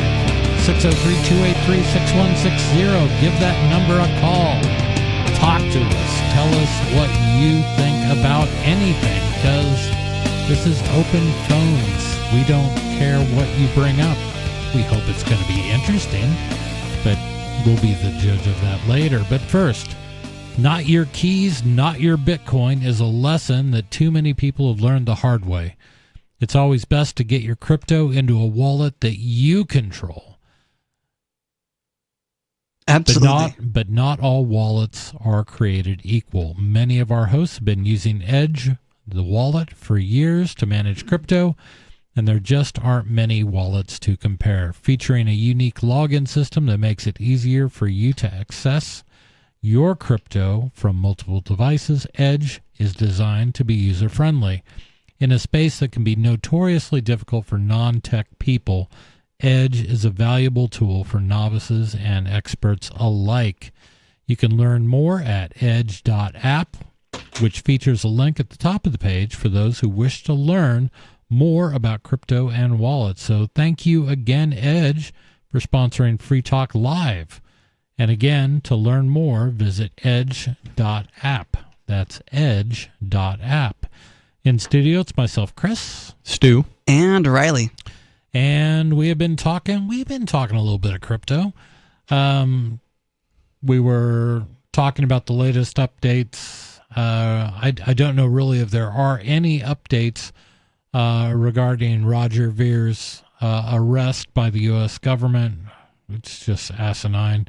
We were talking about whether... I've heard a rumor he's supposed to be sentenced to like 109 years in prison. Well, they'll stack the charges and they'll come up with that many and say, if convicted of everything, he faces 109 years or something like that. Yeah, if I'm Roger Ver and I get half a chance at freedom, I think I'll fake my death and go hide in Fiji for the rest of my life or something, because these guys are not going to play nice. They're not playing nice with anybody related to crypto. And they were after it to begin with, even before FTX imploded. But that was a huge story. And I can't even remember his name. Thank God. Sam Bankman-Fried. Bankman-Fraud. What did he get? 25 years? Well, I don't know. He got a bottle of champagne, I think. They were pretty happy with him. He did, but and that was like this huge. This was not even like when we talk about cryptocurrency. We, in general, we talk about honest projects, and I will say that Bitcoin, when it started, was a completely honest project. Bitcoin Cash was an honest project. Dash was an honest project. Sam Bankman-Fried just stole people's money. Yeah. But they paint it broadly as if that's what crypto's about, and that really wasn't the point. The point of crypto is to not trust people like Sam Bankman-Fried. Mm-hmm. You shouldn't have to. You can own and self-custody your cryptocurrency yourself. You don't need to trust a third party. That was the design in the Bitcoin white paper. That was for the first time you could do this. You could be your own bank. Yeah, one of the major slogans of crypto is don't trust, verify. Yeah, thank you, yes. And certainly don't trust Sam Bankman-Fried. Now, Roger Ver has never been accused by the government of fraud. He's being accused of, he was accused of selling explosives online. Yeah, he did do that. For selling fireworks. Yeah, when other people were doing it, but they didn't go after them. Mm-hmm. It's just ridiculous. So Target cryptocurrencies have a target on their back. And when you see people like Roger Ver, Bitcoin Jesus, get arrested on what sound like trumped up charges, you see Ian Freeman being attacked and investigated for years purely because of cryptocurrency. Yeah, these are political prisoners. Right. And you need to call them that. You need to recognize that this is not about trying to, make right for a victim. There is no victim. Yeah, and just for the record, you're not supposed to have political prisoners in a free country. Allegedly. But we seem to have political prisoners in a quote-unquote free country. Allegedly free country. It's not a free country, by the way. Yeah, I know. Guess you're wondering. No, it's definitely not anymore. Let's see, under Obama, they said it's okay to propagandize us, and just recently they said it's okay for the military to shoot us. Yeah. So, and it's okay for the president to do whatever they want. Mm-hmm. They did away with habeas corpus, so... Yeah. Details. Yeah. Yeah, we've long passed the point where we were a free country, and I'm not sure if I ever really experienced it in my lifetime. I remember saying it as a kid, not knowing what I was talking about. All the time, absolutely. Well, our teachers said it, so we repeated it, and then here you are. And then you get a little older, a little wiser, and you start to question these things and go, hold on. Mm-hmm. You go, hold on. Nancy Reagan was telling us just say no while her husband was pushing drugs all over the world. Interesting. Not all over the world. All over the world. Well, all over South Central. Well, very specifically in South Central, yes. Yeah. So there may have been some arms traded for money and guns, and drugs may have funded all that. Mm-hmm. Yeah. Yep. And that was, I mean, now you're going back to the early 80s, but you can go back further than that, and you can look at the CIA drug trade in Southeast Asia and Laos and Vietnam, and that was a thing, the Golden Triangle. I mean, we've been involved in that, but now we're back in the 60s. So can we go further back? Yeah, Yes. absolutely. England's been doing opium wars against China since when did that start? In the early 1800s? I forget my history on that. Several opium wars. They've been trying this for a long time. That's kind of what Hong Kong and Shanghai are, is their agreement that China wouldn't be completely wiped out by British gunships if they just left those ports open. So I think we're safely at a point now where we can say that no one alive has ever lived in a free United States. Mm-hmm. Yeah. I would agree with that. Yeah. I'd agree with that too. I haven't been in a free United States. Statement. I used to think it was the land of the free, but, I've grown up and evolved and realized, I was bloody wrong. It's not the land of the free or the home of the brave. It's the land of the freak and the home of the slave.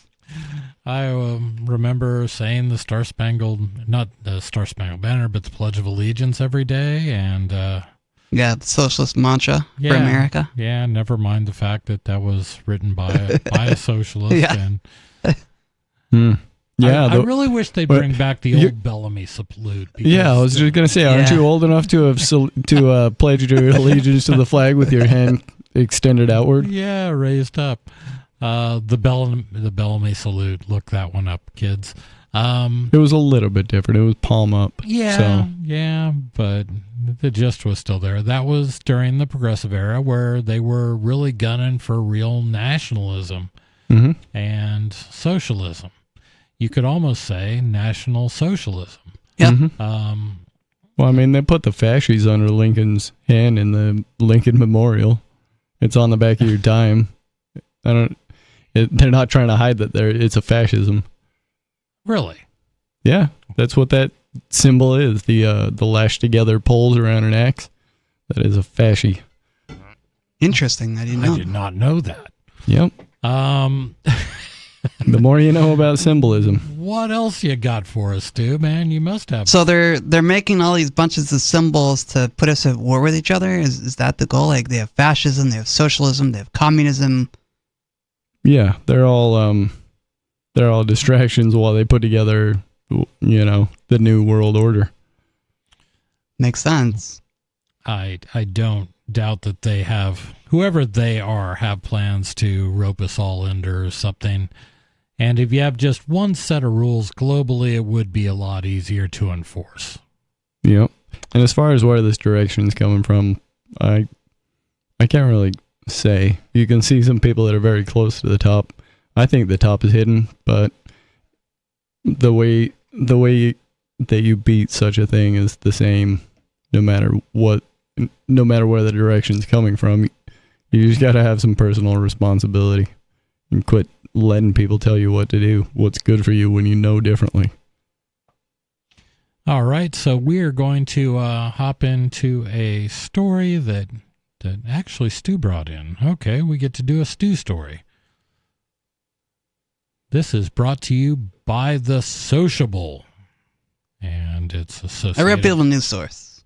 A reputable news source, and not too many pop-up ads, so hopefully I'll be able to get to this. This is titled, "The WEF, or World Economic Forum, pushes Metaverse Digital ID to track and trace every interaction and transaction." That sounds like something the World Economic Forum would promote. Of course. When it comes to digital ID, there is no consensus, only collusion. There is no choice, only coercion and contradiction to confuse our cognitive towards total control. Under the banner of establishing global governance in the metaverse, the World Economic Forum, or WEF, is pushing a digital ID for all users, so all blended reality interactions and transactions can be tracked and traced. See? This doesn't sound evil. Published on November 19th, the WEF report, quote, Shared Commitments in a Blended Reality, Advancing Governance in the Future Internet, unquote, expresses the desire to establish global governance in blended reality, which requires digital identity for all users to keep track of their interactions and transactions. Digital spaces have long been a forum for pronounced cyberbullying, harassment, abuse, exploitation, privacy violation, etc. Physical/digital blended spaces will see exacerbated forms of these issues. That's from this paper, Shared Commitments to a Blended Reality, published by the WEF. When it comes to future interactions in the metaverse, the report asserts that some people will behave badly and that some people won't know how to deal with what they've experienced, and for those reasons, digital IDs should be a prerequisite under a global governance framework to ensure user safety. See? Stu, it's all about safety. We got to make sure everybody's safe. Got to safe. keep everyone Don't safe. you want to make sure everybody's safe, Stu? Online? What are they? I've heard these stories about like people being groped online or whatever this. And you're in the metaverse. Come on now. Exactly. Yeah. According to the report, quote, in blended reality, people cannot unsee or unexperience interactions. While people cannot unsee or unexperience reality today, the type of spatial experiences on an individual could be exposed to bring dynamic, evolving, palpable, and visceral experiences. This underscores the urgency of refining and implement a set of guiding commitments. So the WEF is just absolutely insane. They are not a government organization. They represent governments. Governments take part in WEF. Big business takes part in the World Economic Forum. Mm-hmm. They're kind of like Council on Foreign Relations or one of these other think tank type groups. And what's the leader's name? Klaus Schwab. Yeah, Klaus Schwab, who, like, if you could... The guy looks and sounds like a supervillain. He does. He looks like every Bond supervillain ever. And they come up with this crazy stuff. Unfortunately, some people listen to him, and that's the frightening part of all this. The unelected globalist desire for global governance over the future of the internet is exemplified by what they call, quote, fragmentation, unquote, when it comes to how each nation chooses to govern, whether it be a mandate from the people or from authoritarian regimes. Quote, hardware devices such as smartphones, biometric and IoT or Internet of Things sensors and XR headsets play a pivotal role in this transformation by reshaping how individuals interact with the internet and each other. No argument there. These technologies are blurring the lines between online and offline lives, creating new challenges and opportunity. No argument with any of that. Right. I mean, the line between online and offline gets a little blurred sometimes. Right. People haven't learned how to separate themselves from the two worlds yet. That require a coordinated and informed approach from stakeholders, from effective navigation and governments. Yeah, I got a big problem with all of that. This is more from this article. One example of fragmentation has to do with how different regions regulate data collection and privacy, with particular focus on the EU's General Data Protection Regulation, GDPR scheme. So I love how they use these phrases like like they honestly, I imagine with a straight face, say how different regions regulate data collection and privacy. Like, are those not complete polar opposites? You're collecting people's data, and then you're talking about privacy. And they want to use GDPR as a starting point. The WEF report says fragmentation of national frameworks can hinder the efficiency and effectiveness of global internet governance and the ability to address transnational issues such as cybercrime, digital trade, online harms, secure and trusted cross-border data flow, and the protection of intellectual property, unquote. Even now, the internet, more or less, well, you can still be private on the internet. It's very tough if you use like your own identity. So you don't want to do that. You want to have something that's unrelated to you when you use the internet. And there are a number of things you can do. But anymore, with as intrusive as the technology has become, it becomes a real effort to protect your privacy. You can do things like there are, is it privacy.com that does credit card? You can basically, I can't remember the exact name of the company. It is a company that you can use a credit card that has nothing identifiable to you, and then place money into it and then be able to spend it and things like that. It is an interesting idea. There are things like email remailers and things like that where you can kind of cover your tracks up. And of course, you can always just create your own new digital identity and don't use it repeatedly and don't use it to anything that's tied to your address. Or all these things can be done, but to truly like keep yourself safe, it becomes very, very difficult. And that's really a challenge, but that can still be done. You can go to extreme measures and still protect your identity. Yeah. I think that's the point of this story, is that they would like to not have that be an option for you anymore, so that you are definitely identified as soon as you log on. Right. And that's what they are absolutely promoting. And why would they not? They are big government. They are big business. The WEF is, I mean, all this talk of, Trump being a fascist, and I don't necessarily disagree with that. But you really should be looking more at some of these advisory groups, these non-governmental organizations that are running around and that have a lot of pull and influence with politicians, right? Like the WEF. And it seems interesting to me. Like, I remember first hearing about the WEF during the Trump administration, at the end of the Trump administration, going into the Biden administration. So I bring that up because it's interesting that here we are hearing about the WEF during the last bit of Trump 2020, and now we're hearing about WEF going into Trump again, doing all this metaverse ID. And I'm wondering what Trump's going to think about a metaverse ID. I'm sure he'll love the idea.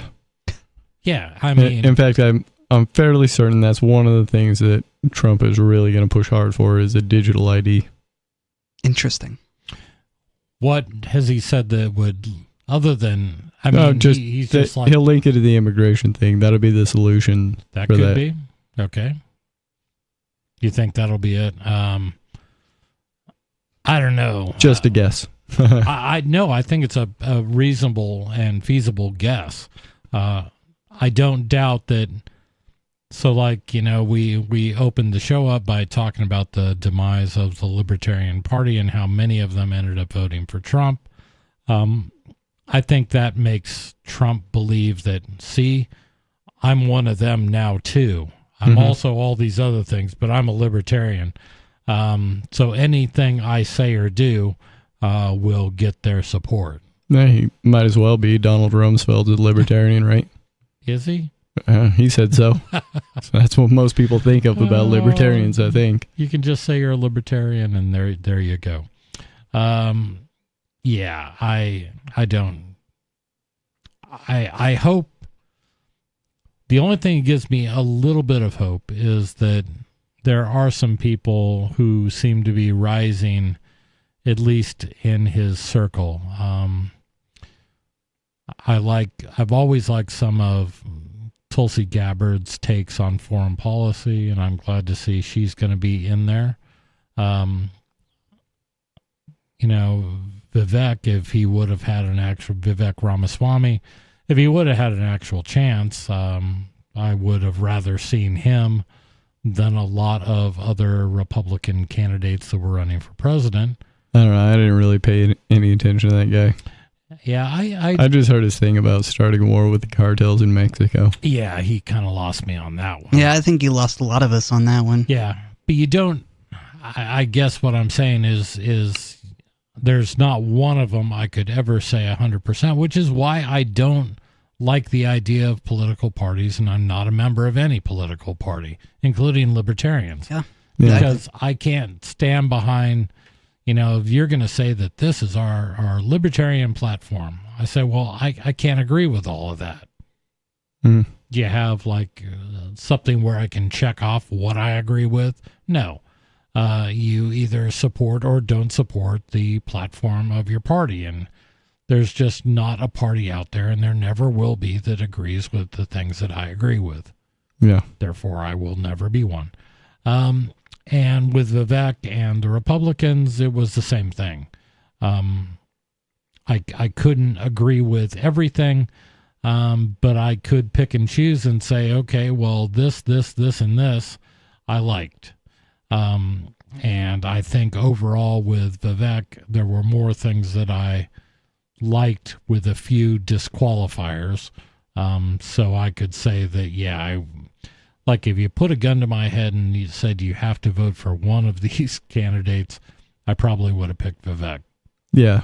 Fortunately, we don't have guns to heads yet at the election booth. Thank goddess for that. Nope, I'm sure it's coming. And I can see the point of looking at which one's worse and which one's better, but the whole system is messed up. The lesser of two evils, man. Even if you get a Ron Paul in there, the system's not going to allow him to stop the tyranny that we have now. If you vote for the lesser of two evils, you're still voting for evil. 603-283-6160 is our number. Give us a call. We'd love to hear from you. This is Free Talk Live.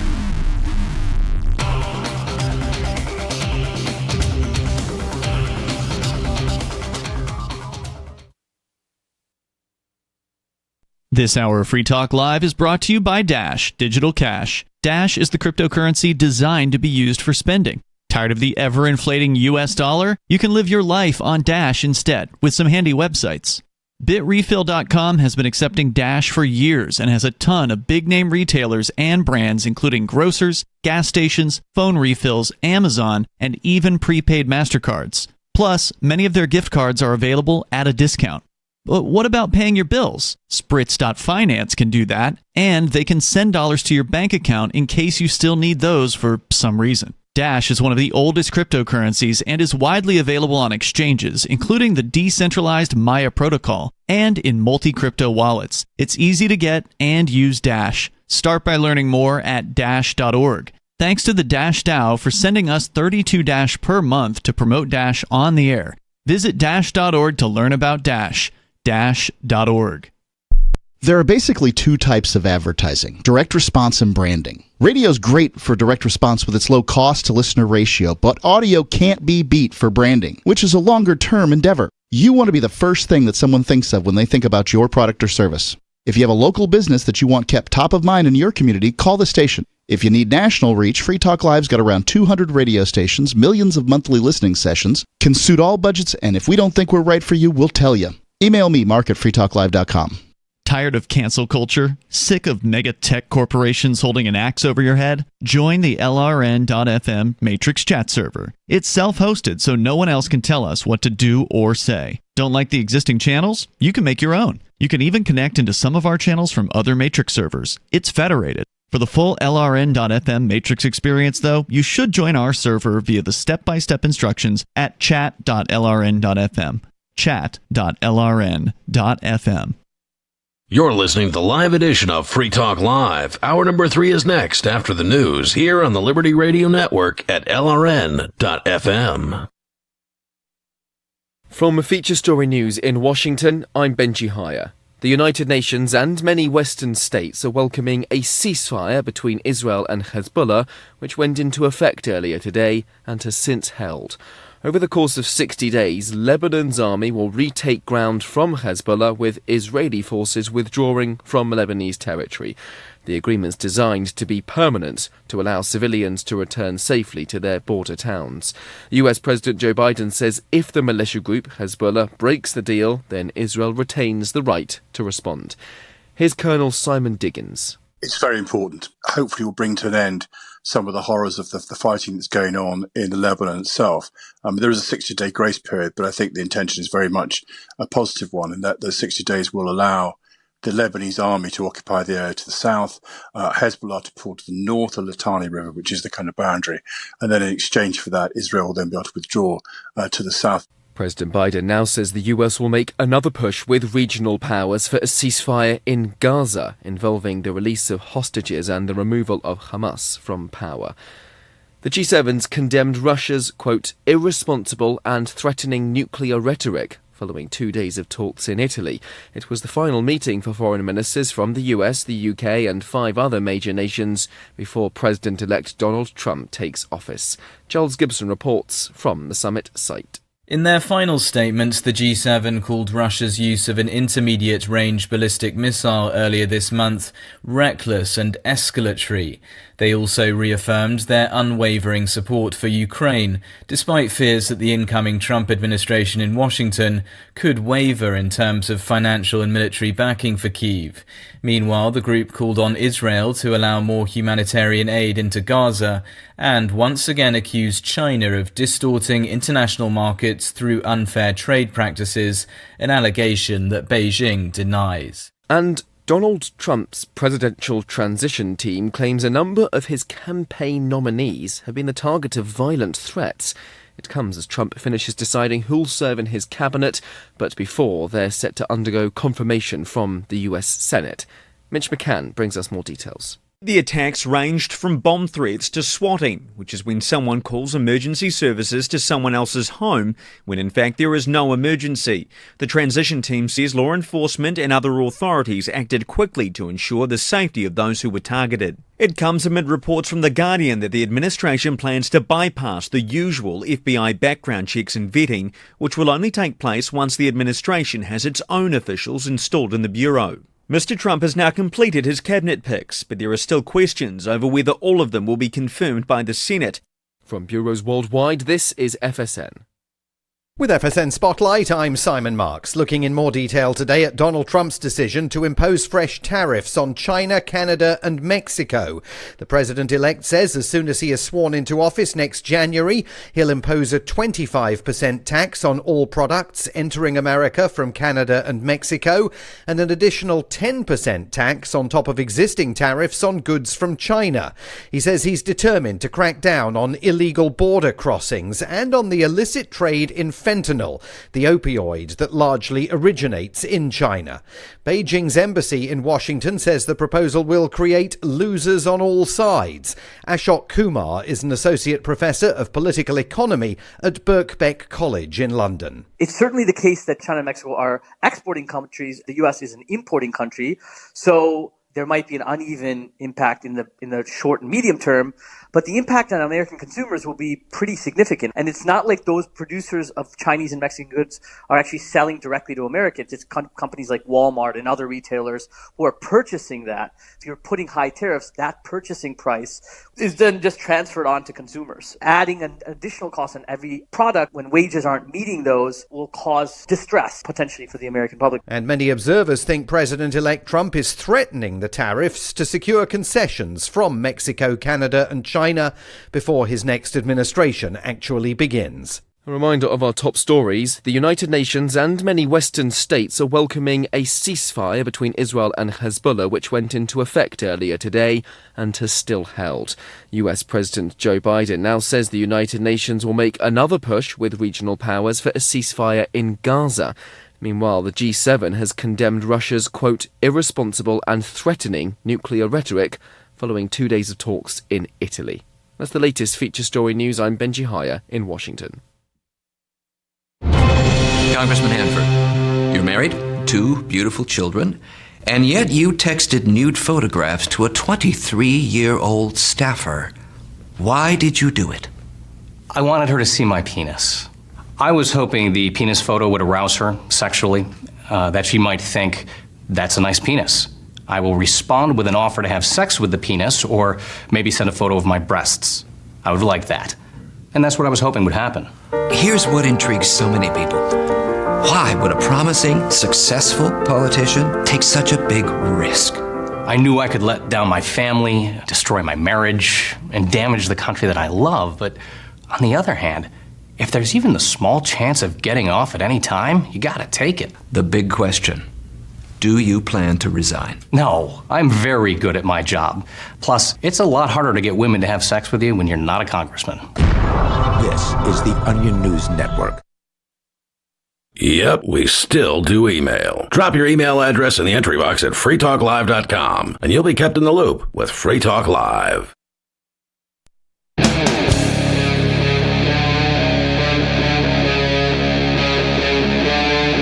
Free Talk Live.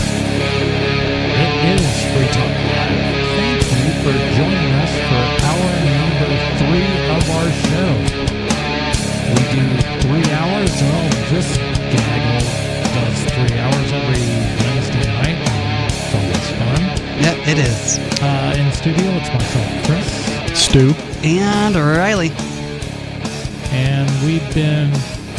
Well, most recently, we were talking about the latest plans out of the World Economic Forum to make sure you have a digital ID before you use the metaverse, and how they can keep us all safe by, tying every person's transactions and every utterance and every move of their avatar to a specific person, and all their transactions can be tracked, and all those things that they say keep us safe, but really keep us from being free.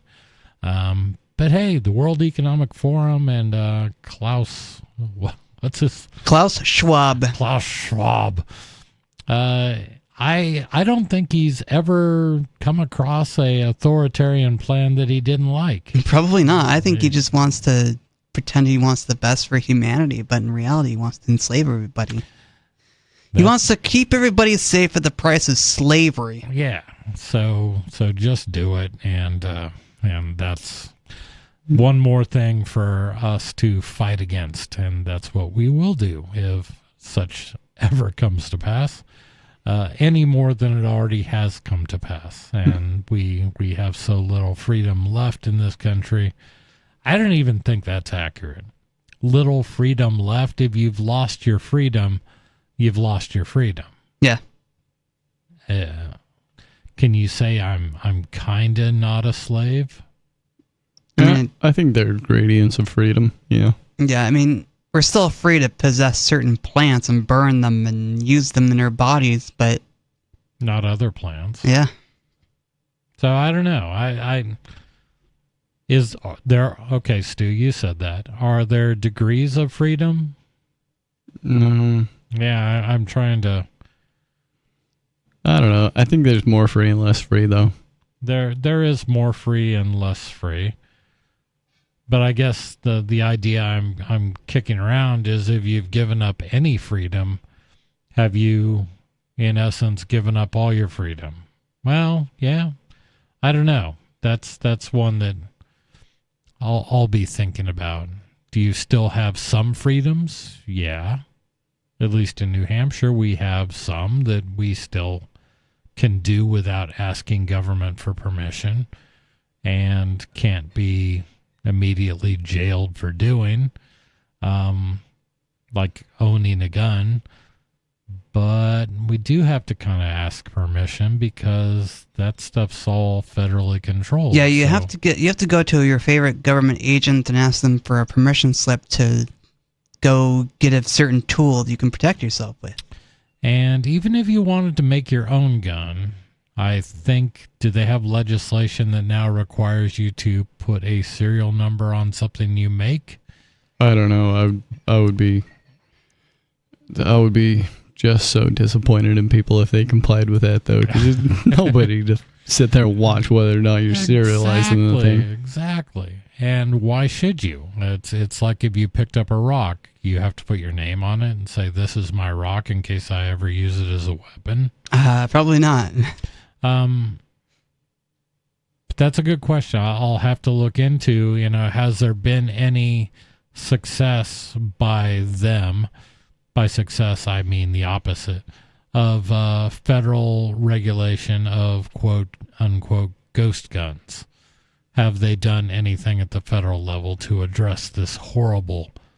I mean, people are dying every day on the streets at the hands of ghost guns. They want you to believe. No, I don't think I've heard any stories actually of ghost guns killing people. Oh, I have. I've heard them say that ghost guns are rampant, and there have been deaths.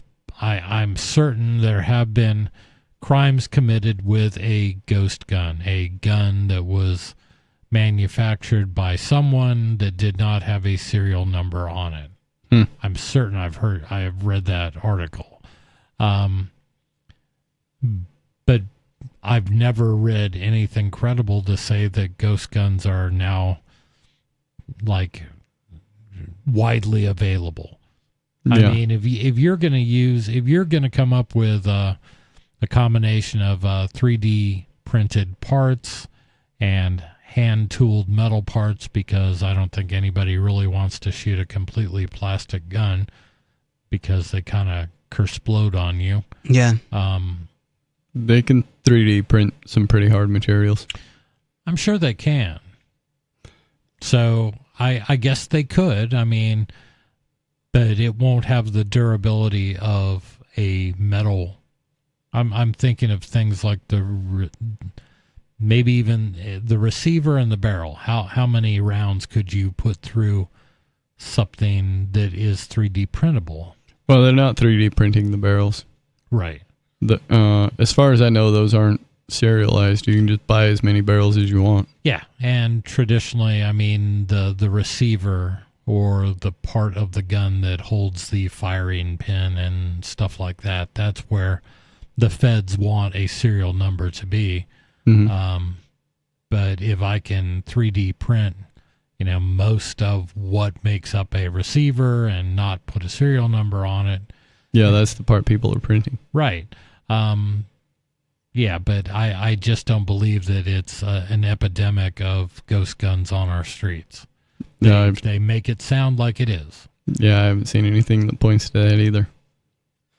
Yeah, so that we can still be we're still relatively free in firearms in the U.S. Relatively, but not one of the 50 states has defended the right to bear arms completely. No. They all acquiesce to the federal government, which I'm pretty sure isn't a constitutional thing.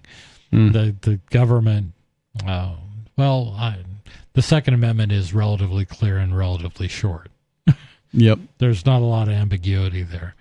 So maybe, just maybe, DOGE, the Department of Government Efficiency will take that one on too and say this is a big waste of money trying to regulate something that there's clear The Constitution actually says people should be able to do that pretty clearly. Do you think they'll take on anything like that? Do you think Elon and Vivek will work into this in making things more efficient? Just say, no, all this should go away because the Constitution says people can do that for themselves. Do you think we'll get anything like that out of those two guys? I would have to pick my jaw up off the floor. Yeah. I would be absolutely shocked. I mean, my hope is that they will, but I'm with Stu. I'd be pretty surprised if something like that happens. And then if they did start talking that way, I'd just be waiting for them to foul things up so badly that they could point at it and say, look, freedom doesn't work. We better go more authoritarian. Yeah, and part of this, I mean, I think it's a pretty smart setup just to say, and to have Elon come out and say, you know, I have a goal of like, you know, $2 trillion off the federal budget. Mm-hmm. And me looking at that going, dude, you could double that. Yeah. You could, with no one really noticing, other than some pet programs that sit in a lot of congressional districts, $4 trillion would be easily doable. Yeah. Yep. And when I think about that, what comes to mind is that $2 trillion is an unbelievable amount of money. And to think that they could just shave that off pretty easily, Yeah. man, we got serious problems. We do have serious problems. That's a million? I don't know. So. I think so. I think I may have my powers of millions off a little bit, but I don't know how to track trillions either. It's an astronomical number that I can't comprehend. And the idea, I mean, for most of my life, I mean, government programs were talked about in billions of dollars. Yeah. And well, I guess a trillion is 1,000 million, right? Because 1,000 million is a billion. 1,000 million. And I think 1,000 billion is a trillion. Yeah. But I'm trying to get that back down to like, you know, what poor people have, which is just millions. Yeah. Yeah, if you retire right now with $2 million, you might live a moderately comfortable retirement years, but you're not going to be real comfortable. No, and I back in the day, I remember people talking about 5 million to retire comfortably. Mm-hmm. That used to be a number that got tossed around. And I can imagine, but that was like 50% inflation ago. Yeah. So I'm sure it's something like $10 million to retire at a relatively normal age, thinking like 65. Yeah. And to be able to maintain. Yeah. And if you can't stake yourself more than $1 million, you're going to work till you die. Right. And that's the reality. And there are going to be a lot of people that do work till they die, or maybe government will just provide everything. Yeah, you maybe. won't be comfortable. Well, alleviating the prospect for some people of having to work till they die might be enough to get them to sign up for a digital ID and a government CBDC wallet. Yes, you'll be taken care of in your old age. Just allow us to track everything you do for the rest of your life. And now that we got you, we were kidding about that, taking care of you part. Right, you're going to die. That's the sad reality that people don't want to face. And so if Elon and Vivek are truly going to carve $2 trillion, which I honestly think would not be that difficult. They could probably cut that out of their toilet paper budget. Yeah, and it's been a long time, but, we used to, with some regularity on this show, go through lists of ridiculous government programs, and I think we kind of lost that because the number of ridiculous government programs exceeded the amount of stuff you could talk about in any 3-hour show. Mm-hmm. Yeah. It was just, we were talking about $900 toilet seats and expensive hammers and ridiculous stuff like that. But now it's like, It's not that. It's a, $2 trillion entitlement that Congress felt that we all wanted, and our representatives voted for it. So we must all want it. That will never end. Mm-hmm. Yeah, and some of the scientific studies they pay for are just absurd. Yeah. Types of things that nobody would ever want to know about for any reason. Makes you wonder if there's even a study actually going on, or if that's just money that's going into somebody's pocket. I think you could just come up with crazy names and just get it peer approved or peer reviewed, and they'll do that. Yeah, it's all about who you know, right? Right. It's insane, and I don't know, it doesn't matter, because in the world we live in today, government will just print more money. Government will spend more money. The Fed will print more money. I think that's the biggest threat that this whole thing kind of represents, is that if the U.S. government actually ran on a balanced budget, that would alleviate the need for some expansion of the monetary supply, which would mean the banks couldn't continue to increase their ownership of the United States, and that would irritate them. Mm-hmm. They do want us to be in this endless deficit spending view, because that just means they get to buy up more and more of the United States. And at some point, what's the exit plan for the banks? I think it's foreclosure on the United States, and just to say, okay, you guys are overextended, we now own you. Well, I don't know. You got different sections of this whole thing, right? So you got State Street and Vanguard and BlackRock that are buying up real estate like it's going out of style. And Bitcoin. BlackRock just That's announced true. plans for $18 billion purchase of Bitcoin. Mm-hmm.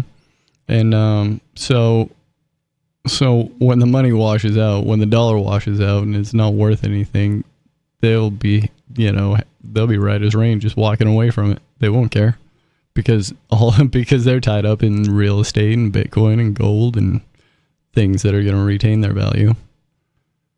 They'll just walk away from it, and that the masses will be screaming out for "Please save us," and they'll save them. Oh yeah, it'll look like a CBDC. We're gonna sell you.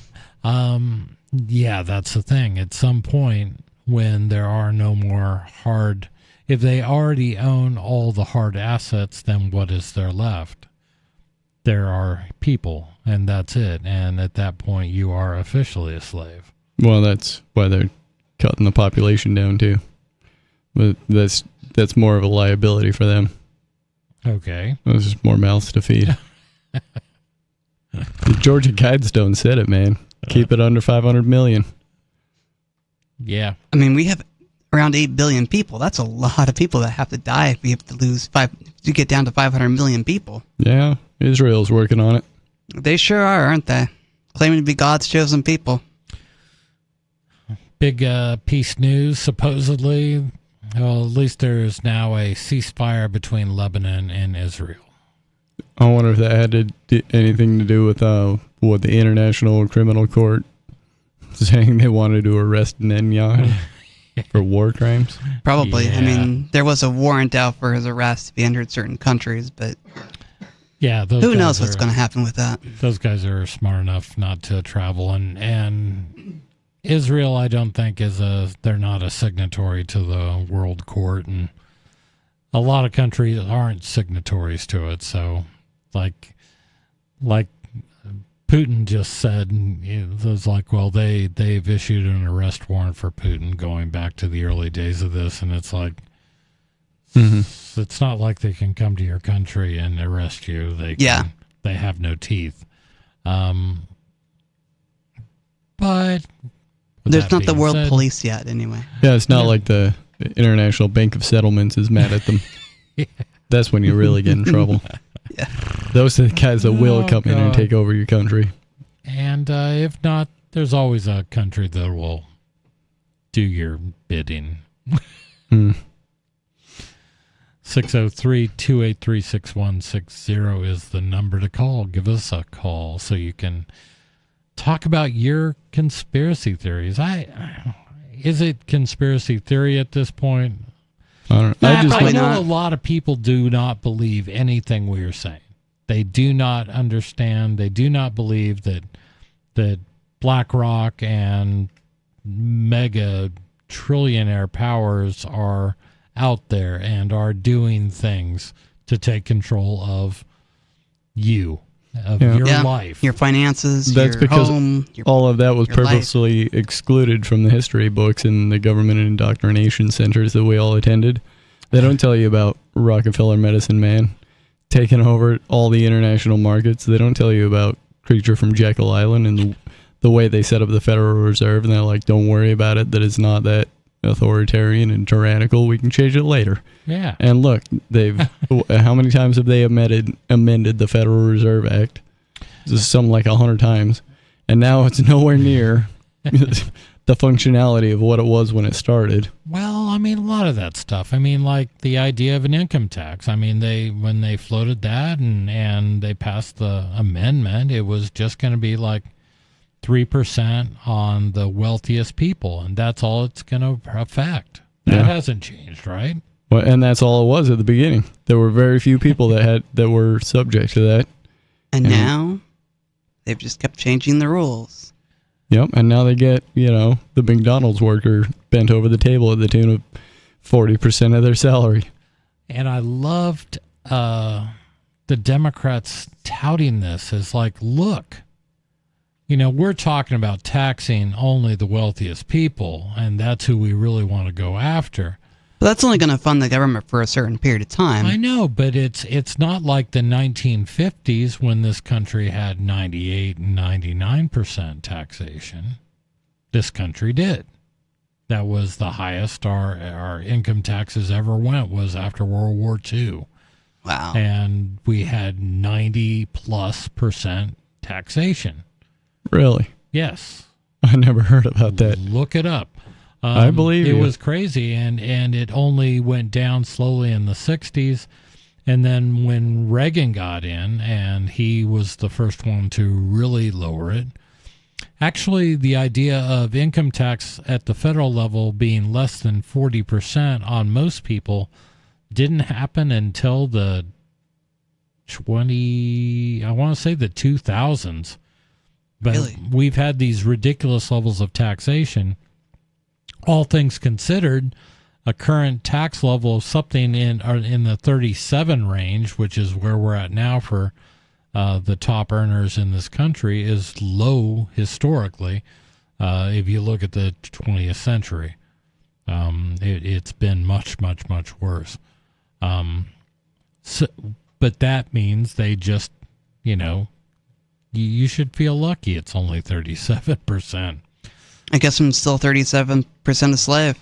Yeah, right. Owned by the plantation. Trump wants to lower his idea. I was reading an article about him structuring the tax code a little differently so that the top percent would pay 34% and there would only be 3 levels, like a low, a medium, and a top earner class. But of course, everyone is saying, well, you can't do that. You certainly can, because, where do you make the dividing lines between all those levels? It'll be unfair. Of course, this was an anti-Trump article, but the idea of lowering rates more wouldn't really matter at all because we don't tax anywhere close to what we spend. Does that make sense? Yeah. For as much as we tax anyway, government programs have gotten so out of control that they could never actually be paid for with tax dollars. So, well, that's not the plan, though. no, it's not. What is the plan? Stu's going to tell us when we get back. 603-283-6160 is the number. Give us a call on Free Talk Live.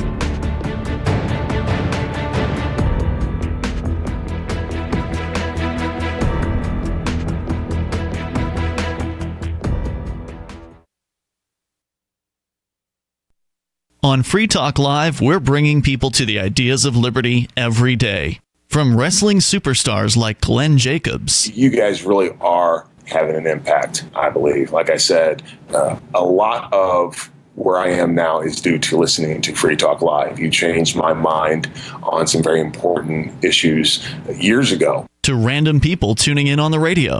I was kind of stuck in the left-right paradigm. I heard your show by chance on a Saturday night. From there, I went on, joined the Free State Project, and become an amplifier. So, I mean, that's really the reason why I amp is because I know that if it wasn't for you guys being on as many stations as you are, I never would have found the ideas of liberty.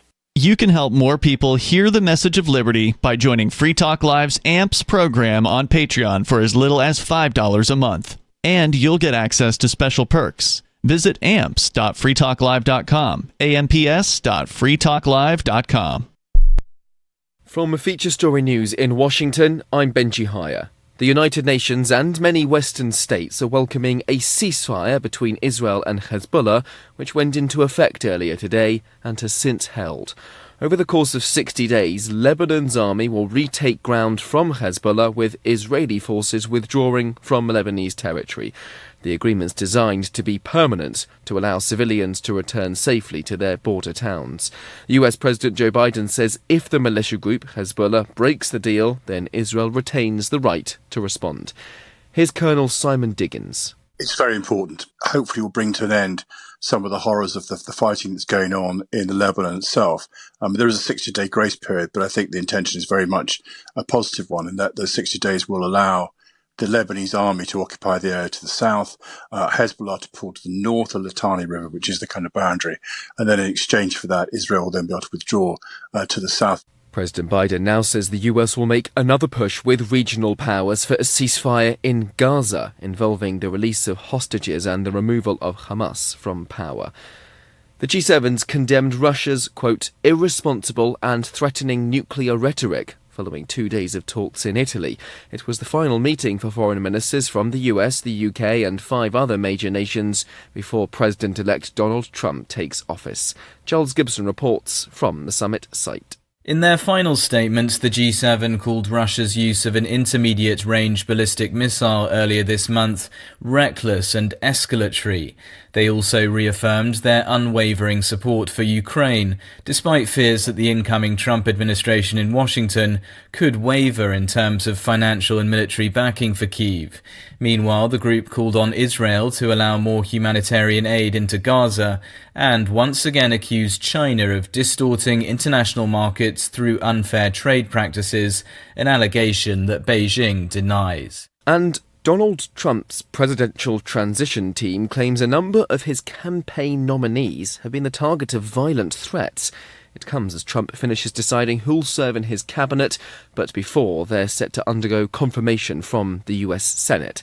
Mitch McCann brings us more details. The attacks ranged from bomb threats to swatting, which is when someone calls emergency services to someone else's home when in fact there is no emergency. The transition team says law enforcement and other authorities acted quickly to ensure the safety of those who were targeted. It comes amid reports from The Guardian that the administration plans to bypass the usual FBI background checks and vetting, which will only take place once the administration has its own officials installed in the bureau. Mr. Trump has now completed his cabinet picks, but there are still questions over whether all of them will be confirmed by the Senate. From bureaus worldwide, this is FSN. Got Telegram? You can follow our channel there and discuss show prep with other listeners at telegram.freetalklive.com.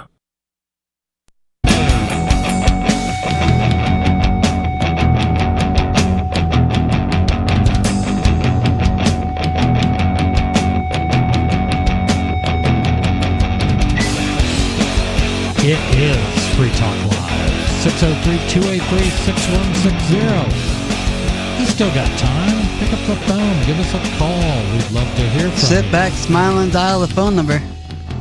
There you go. But first of all, I would like to thank Andrew for being an amplifier with us here at Free Talk Live. That means that Andrew went to amps.freetalklive.com and signed up to support the show. AMPS stands for Advertise, Market, Promote, and Support. So thanks to Andrew and everyone who supports us. That's amps.freetalklive.com if you'd like to check out the perks and benefits of becoming an amplifier. Thank you, Andrew. Thanks, Andrew. Thanks. I don't get any of that, but I sure do like it. Free Talk Live. So thanks for supporting it. Yeah, absolutely. I like Free Talk Live too, and we may not get a chunk of that change, but thanks. The fact that we're here on a Wednesday night talking and taking calls. That's right. We do get airtime after all. We do. We get to have fun, and we can do that because of amplifiers like you. We really do appreciate it. Yes, much gratitude.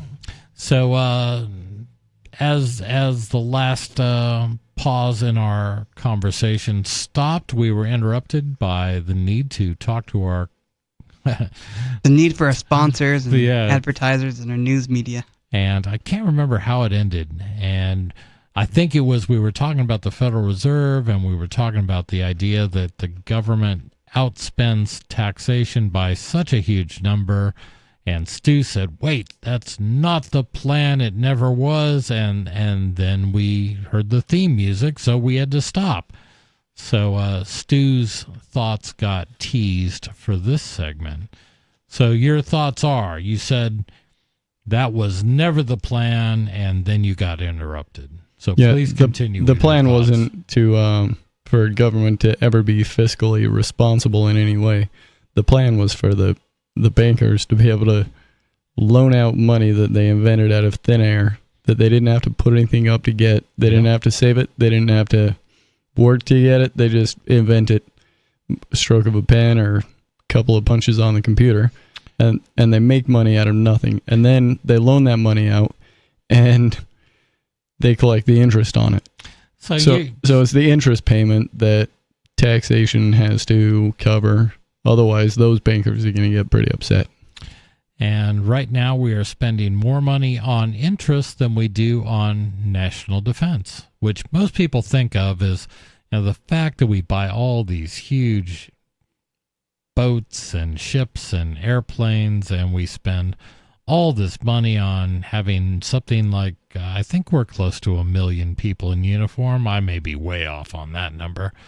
Paying those salaries and those pensions and those retirements and the VA system, all that, we actually are spending more on interest on the debt than we do on national defense. I think that's pretty crazy. So this whole thing, Stu, I mean, I know where you're going. This sounds like another libertarian-esque sort of conspiracy theory. It's not like a bunch of bankers got together in secret with a bunch of politicians and went to some secret island and, like, I'm just going to say off the coast of Georgia, like called Jekyll Island. They didn't just come up with this in secret. They didn't travel there secretly on trains that they owned, and they didn't do it in a clubhouse that was built on top of a native burial ground. No, they didn't do that either.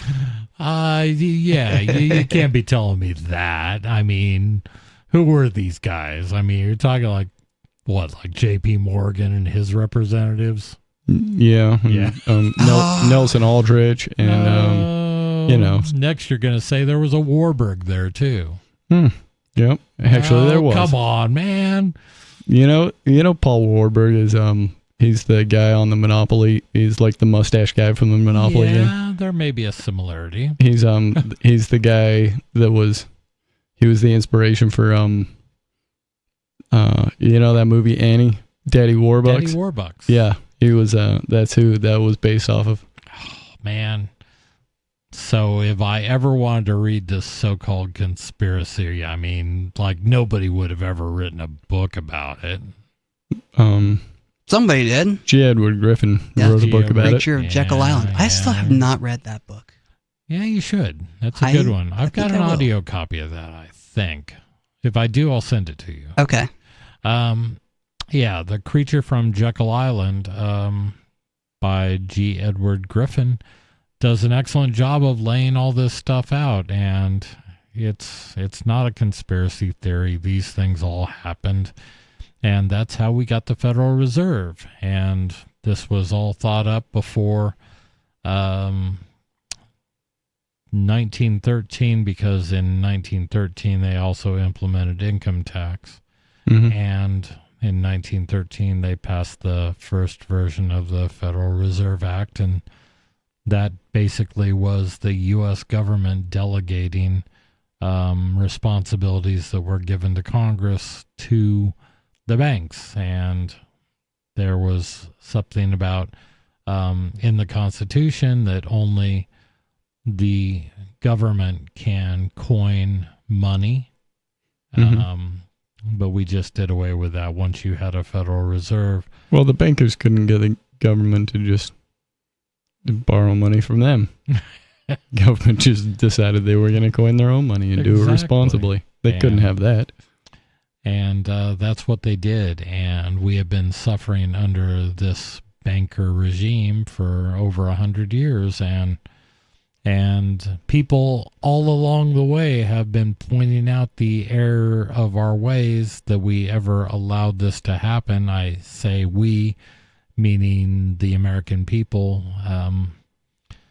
But all along, every step of this transition from having honest money, you've had people that have argued and defied it, and people who in the 30s, when the government sent around this letter saying that people could not own their own gold anymore, you had people that said, "What gold? I don't have any gold." And they kept it and they hid it, and good for them. Yeah. You should never have done that in the first place. So all along I lost my the way, gold in a boating accident. Or was it a voting accident? I can't remember which. Just like my Bitcoin. Yeah, and that's what gives me some encouragement, is that for every one of these tyrannical acts that have been undertaken by either big business, big banks, big government, authoritarians, there have been people that refuse, just say, no, I'm not going to do that. And some of them take extreme measures, like leaving the country, never to return, like Roger Ver.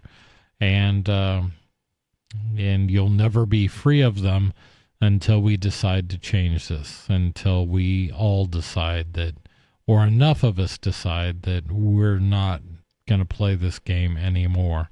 I know that you have a lot of people in New Hampshire that just are tired of playing that game and don't want to. For a lot of us, that's why we're in New Hampshire. Right. I think most Americans are tired of playing that game. They're just too scared to stop. Yeah, and I think it's going to take it's going to take a large number of people standing up and saying, no, we're not doing that. That's why I am a proponent of secession, not just for New Hampshire, but for any state. I love the fact that, I'm encouraged by the fact that California is starting to feel its oats.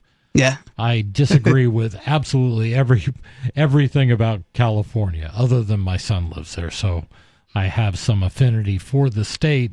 But they just do everything in such a socialist way, it drives me nuts.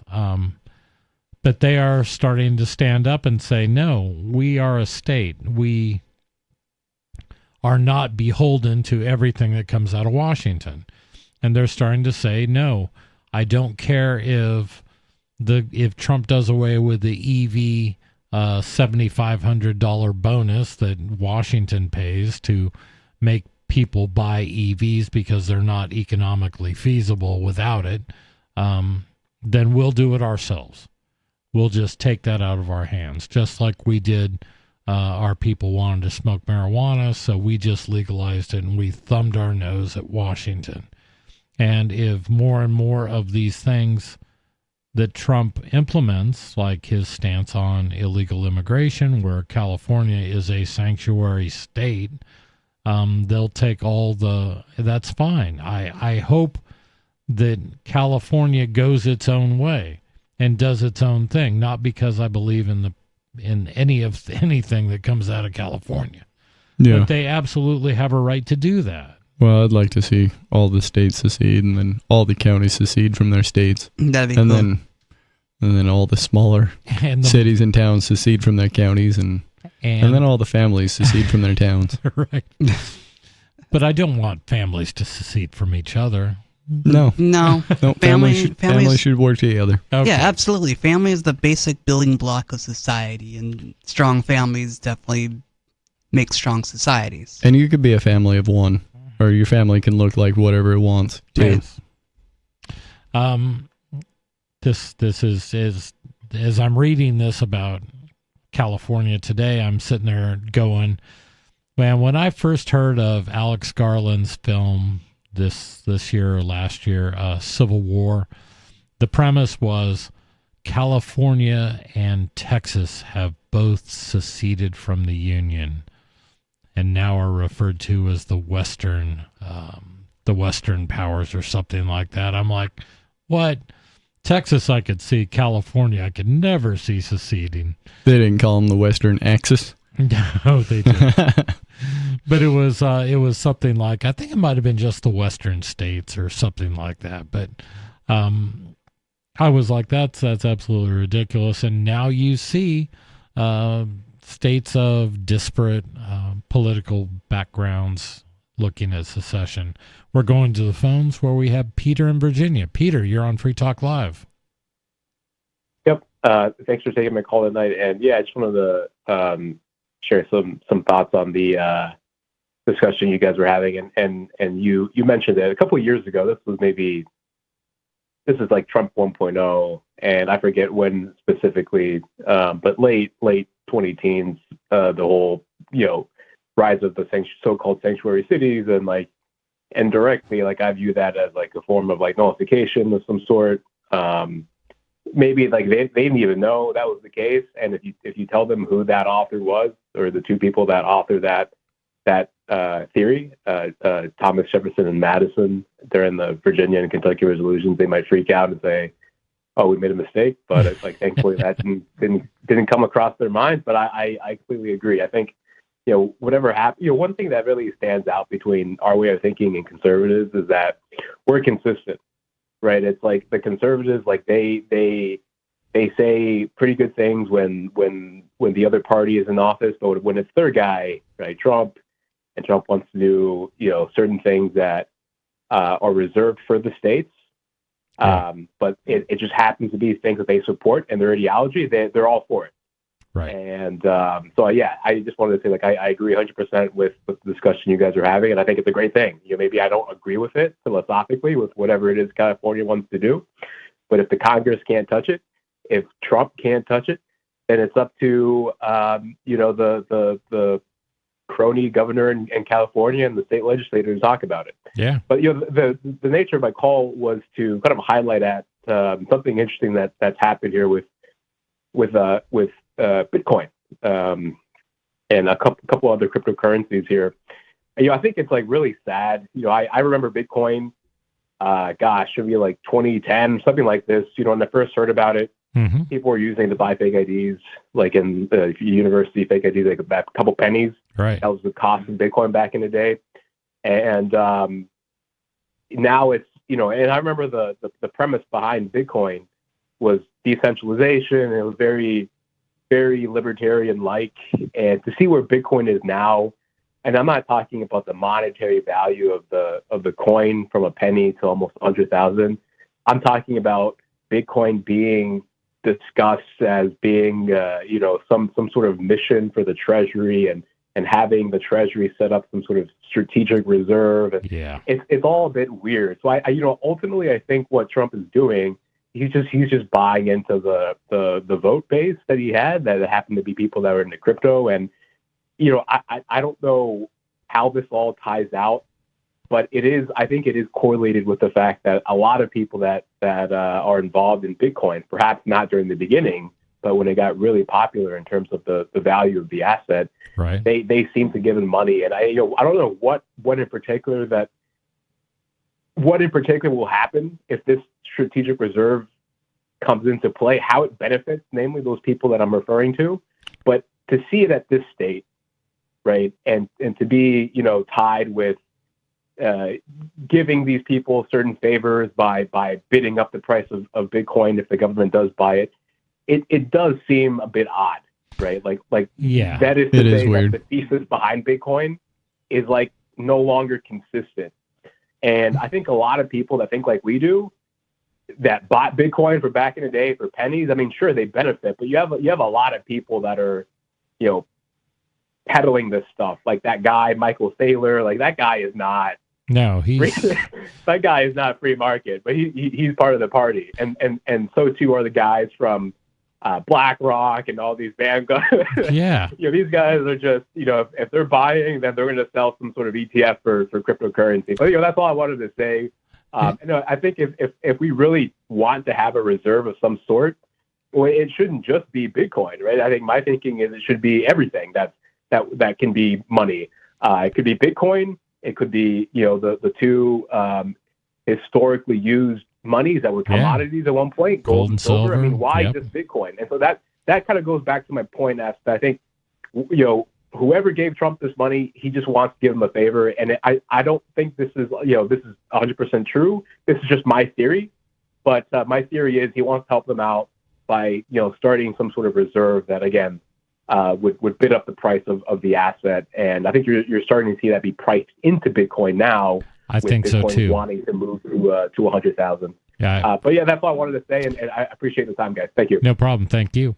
Yeah, that's an interesting point that he brings up. It is really weird watching Bitcoin become legitimized on the world stage by big time politicians and Yeah, it is. When they used to fight it and bicker about it, pretend it wasn't real. Well, we used to sit around and talk about how Bitcoin would send the government running and screaming in terror. Because they couldn't control it, right? Yeah. As it turns out, but then 2017 happened, and it turns out they can control it. They realize they can just buy it, and it's going to be crazy. Like if are you familiar with the stock to flow chart? This was something that a Bitcoin guy named Plan B came up with. No, he said, you know, the amount of Bitcoin, if you look at Bitcoin's pricing over time and the fact that as Bitcoin evolves, you know, there's a time when there are no more new Bitcoin. It is a finite, it's capped at 21 million, and we'll hit that in, I think, 2140. That's when the last Bitcoin will ever happen, because every 4 years, the amount of Bitcoin that is given as a reward to the miners gets cut in half. And I think the last one cut it from 6 and change Bitcoin now to 3 and change Bitcoin. Yep. And in 2140, it will be down to 1 Satoshi will be the reward, and it could not split anymore. So that's built into the Bitcoin code. Just for people who don't know, 1 Satoshi is 1/100 millionth of a Bitcoin. Right. So there are actually 21 million times 100 million base units of Bitcoin. Right. Called That's a Satoshi. incredible. Yeah. Yeah. So that scarcity is built in, which is what makes people that are interested in economics, or at least Austrian economics, we all kind of did a double take when, you know, Bitcoin came around, because now you have this money that is not infinite. It felt that way in the beginning when, you know, new rewards were releasing 50 Bitcoin every 10 minutes. It seemed like, wow, you're going to have a lot of Bitcoin, but no, there's an absolute end to it. And I think that scarcity, combined with the fact that now there is a demand for Bitcoin, or I don't know, we were talking offline, but, you know, BlackRock buying $18 billion in Bitcoin. And for those of you who know anything about BlackRock, that's not a huge sink of money for BlackRock. It's not at all, I'm sure. They manage trillions of dollars.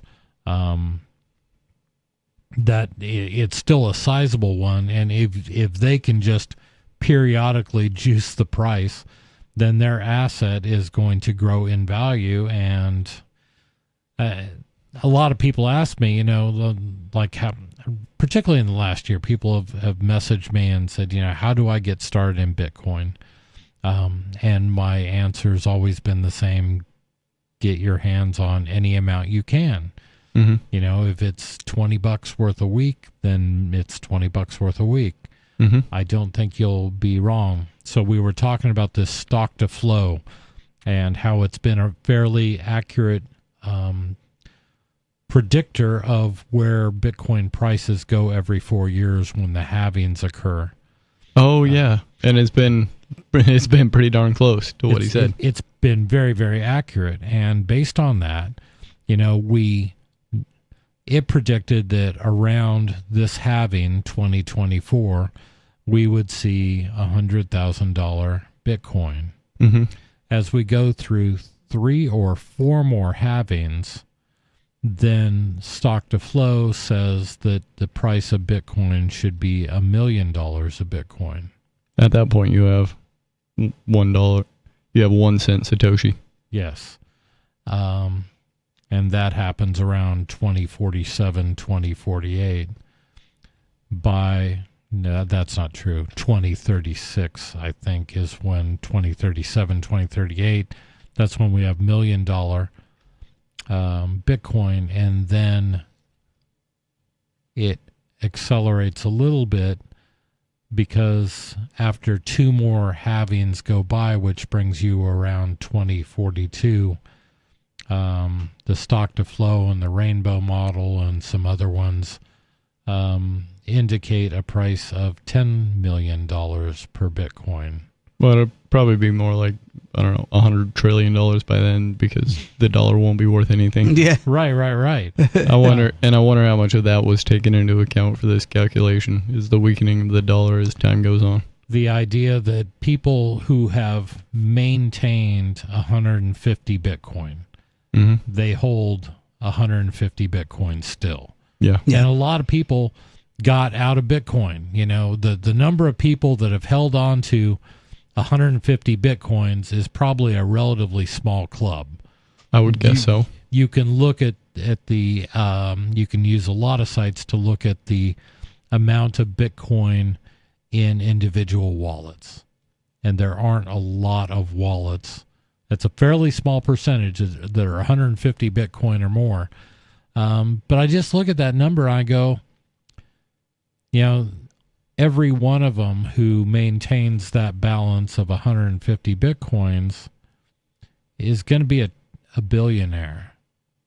Every one of them. Mm-hmm. If they hold on to it till 2037, 2038, they're going to be a billionaire. I'm sure they will be, yeah. If they hold on to that, or if they're alive for, say, another 10 years after that, they're going to be worth hundreds of billions of dollars. I mean, that's... Yeah, or trillions. Or yeah. It makes one ask whether anything else, should this continue, what does that leave for the U.S. dollar? Yeah, not much. And then the idea of a strategic Bitcoin where the government holds thousands and thousands of Bitcoins may be the only salvation for the U.S. Yeah. If there were anyone who could possibly buy that. Hey, thank you guys for tuning in. Thanks for listening. Thanks for calling. It's always good to have these conversations every Wednesday. It is Chris, it's Stu, it's Riley. We'll see you next week. Have a wonderful day. Peace.